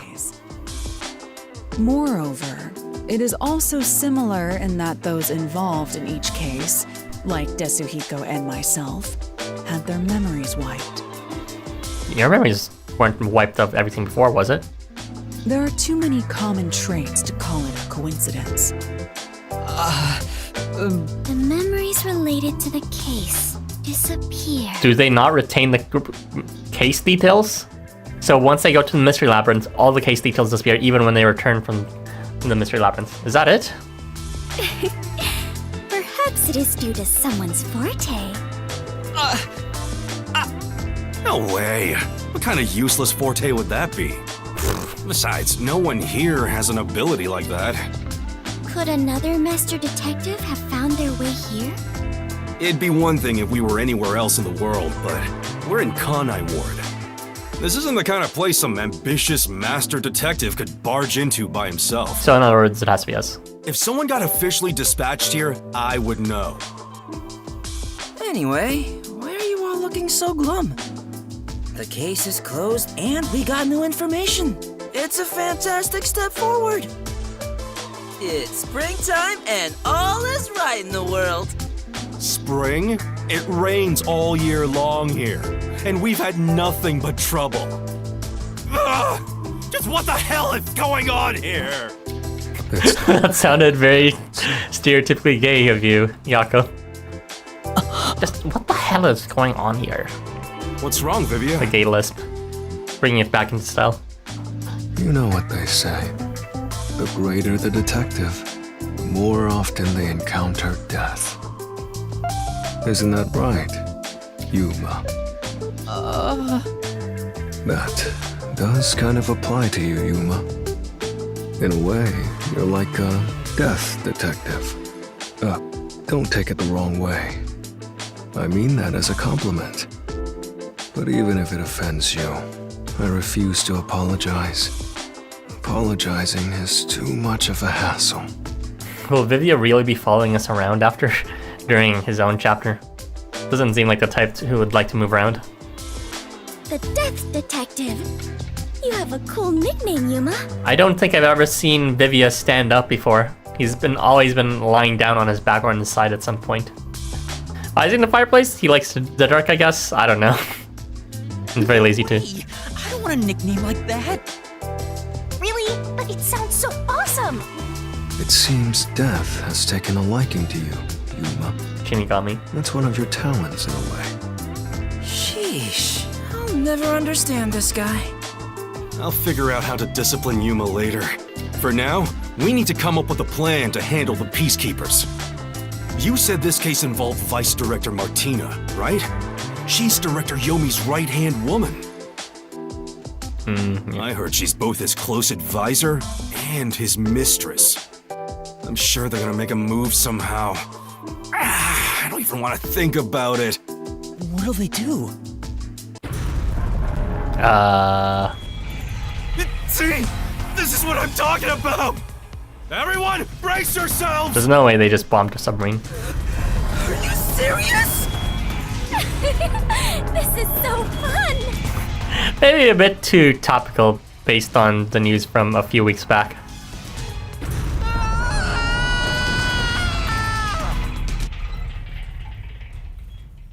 Rest in peace. The agency The Titania. is sinking. Where is everyone? Somebody help. Honestly, I should have realized something like this should have happened the moment I saw a submarine. Snap out of it! What did real life news teach me about if not that? Never get on a submarine.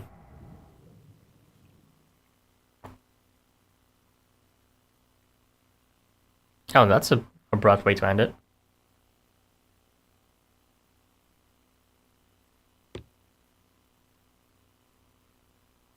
Oh, okay, we're fine. Kaboom! Oh, it sank all right. Hey, he's on something else. This is the bolt of judgment, the fire of purification, a supernova explosion! You have a fear of enclosed spaces, so I'll never enter one. Not too bad with them, but what's it called? A submarine, just from in light of recent news, I'll pass. Hey! Who prepared that torpedo? Unfortunately, it was I, Martina Electro. I figured it was you. What the heck? Was he sitting on her? Wasn't enough firepower! I told you to blow up the whole river and vaporize them, didn't I? Now it just looks like I'm causing chaos! Half-assed executions of the law are nothing but senseless violence! I told you to demonstrate perfect order! Listen to me. A clean and pure execution of the law is overwhelming, absolute, and completely blows everything away without a trace! I'm sure you'd be like, yes, keep on stomping him if it was reversed. I'm terribly sorry, Director Yomi. No matter. You are my beloved right hand. What a beautiful, healthy relationship. You only need to remain by my side. Hashtag relationship goals right here. Yes, thank you. I will forever be by your side to serve you. Thing is, even though you're my beloved right hand, you still need to be punished. Huh? You couldn't even solve a case caused by a couple of brats. Not to mention the detectives escaped under your watch. But it's all right. Don't worry. You are my beloved right hand. I won't hurt you. I need you to stay pretty for me forever. And before she turns to him like this. I understand. So, what is my punishment? See this? It's a recent invention by Amaterasu Corporation called a high-performance presser. It can compress up to 50 kilograms of material and instantly turn it into a cube. Even humans can be turned into pretty little cubes. Martina, rest in peace, Martina. Rest in peace. I'll keep you on my person at all times, so you'll always be by my side. Fucking rest in peace. You are my beloved right hand. Cube Martina. Please wait. What? You must be joking. Okay. Hey, you! Take my beloved right hand over there. Cube Martina. Director Yomi, please wait. Please have mercy. Oh, Martina. There's something I wanted to ask you before you go.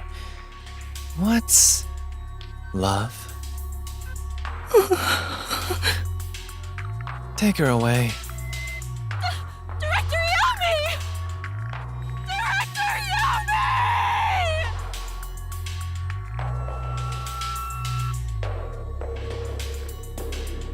All right!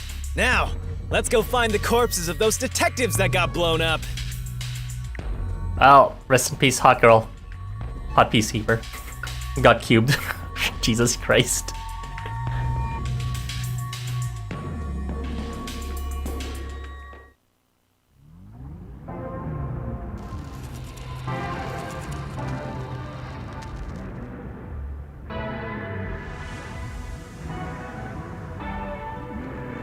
Was this her memories?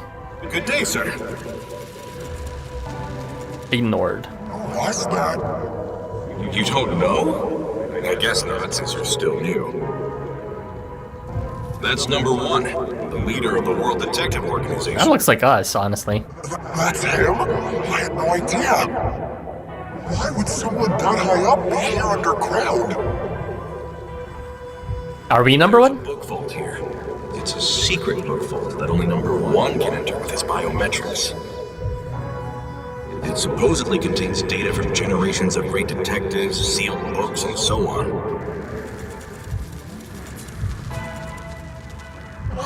Didn't know that. Don't even think about going in there, newbie. I know. What's with that voice? Was number one carrying an old book just now? I wonder what that book was. You're curious?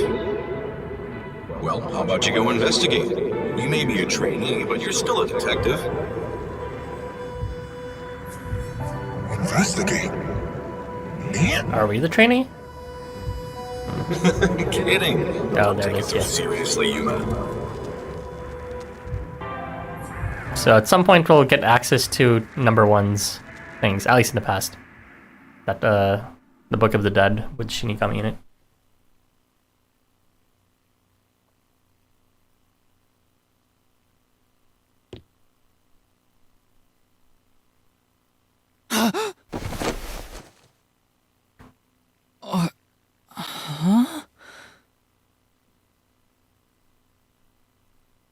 Wait, where am I? Beats the hell out of me. But weren't you by my side the whole time? Don't you know what happened to us? Yes, keyword being was. She was so hot. But now she's cold as an ice cube. Rest in peace, Martina. That's so bad. Titanic sub-show ending. Like that time back at the Amaterasu Express.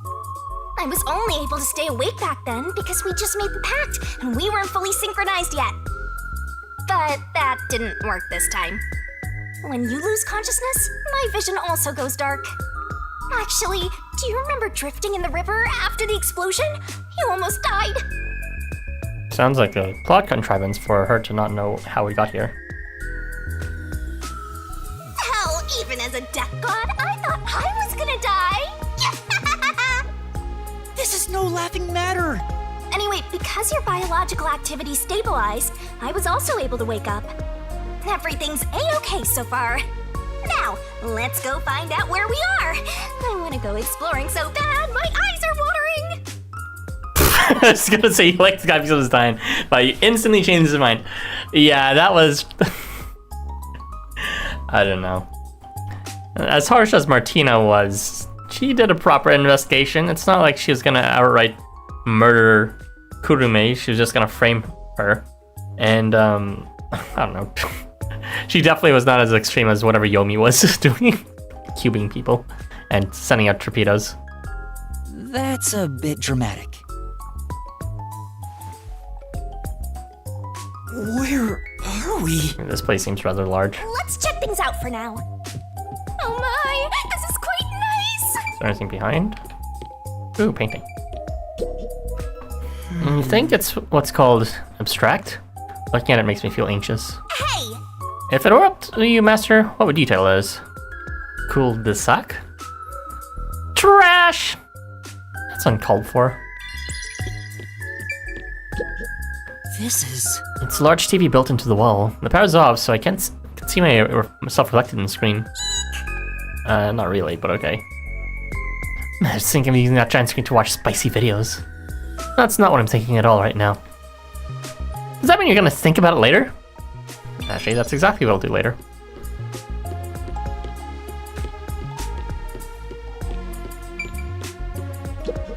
Oh! It won't open. It's locked somehow.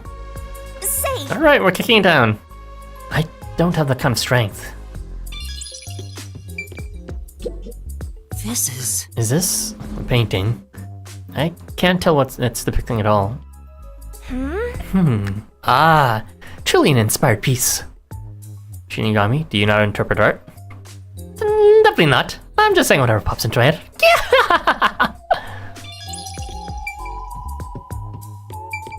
Boom, baby. Is this our upgraded submarine? Wow. Courtesy of... Oh, this is not a submarine, never mind.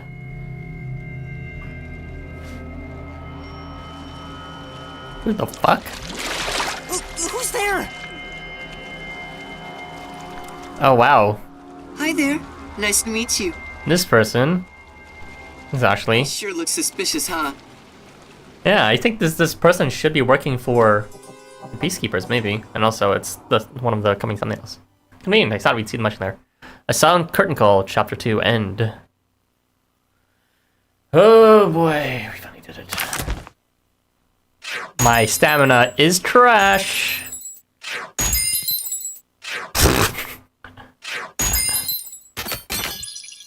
The movements were way too difficult in this one. Alright, view details, please. Might be useful for later so I can timestamp this properly. Using the deathmatch to spot selection. 13, 14, 15, 17, 18, 19, 20, 27. Okay. C. None of these yet are even below C, though. That's... Oh, right. None of them are technically related to stamina. Okay, okay.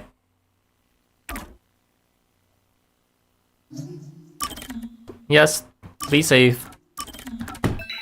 Okay. That's it for the stream. Thanks for joining Joe, and also Zavi, but he's long gone right now. And anyone else who's still watching in the background, too. Okay, I actually shed some tears for this one. That was too sad. Much better than expected. It was, the culprit was always in the back of my mind as being all of them, but without that evidence, it was just, one of many wild theories in the back. It never crossed my mind of how they would just all be acting in the end. That's until, near the very end. So, the writing was a lot better in terms of the upholding the mystery, because I feel the first two cases were way too predictable in the beginning. This one, yeah, the motive of them being friends and doing it as... setting up the plan so they all appear to each other and trying to cover each other. That was too sad. And we just hurt them and we just killed them in the end. Jesus Christ. No way around about it. Much more like a Monokuma ending with Danganronpa than I would have expected. Seemed like a clear-cut mystery case, but in this case, we just killed them in the end, even though they were guilty, but only because of a miscarriage that happened earlier. It's too sad. And then Martina got cubed, which was not tragic, but more so just my mouth was open. I was like, really? That was definitely funny. The cube incident, you'll call it. The ice cube incident. Very, very cool. I wonder if that's what happened to Sass2 from the previous chapter. Rest in peace. Anyway, yeah, that's enough for me. I'll probably be streaming this tomorrow as well as the rest of the weekdays. 7 p.m. I did it 1 hour later today. I won't be doing Tuesday though. I have something planned that time, so just literally one gap of day at that point. So keep that in mind, but most likely I'll continue tomorrow. But yeah, thanks for joining, Joe, and everyone else. I will see you guys then. Take care. Bye-bye. Hope you enjoyed it. Got your popcorn ready. Good, good. Gotta butter it all up until then. See ya.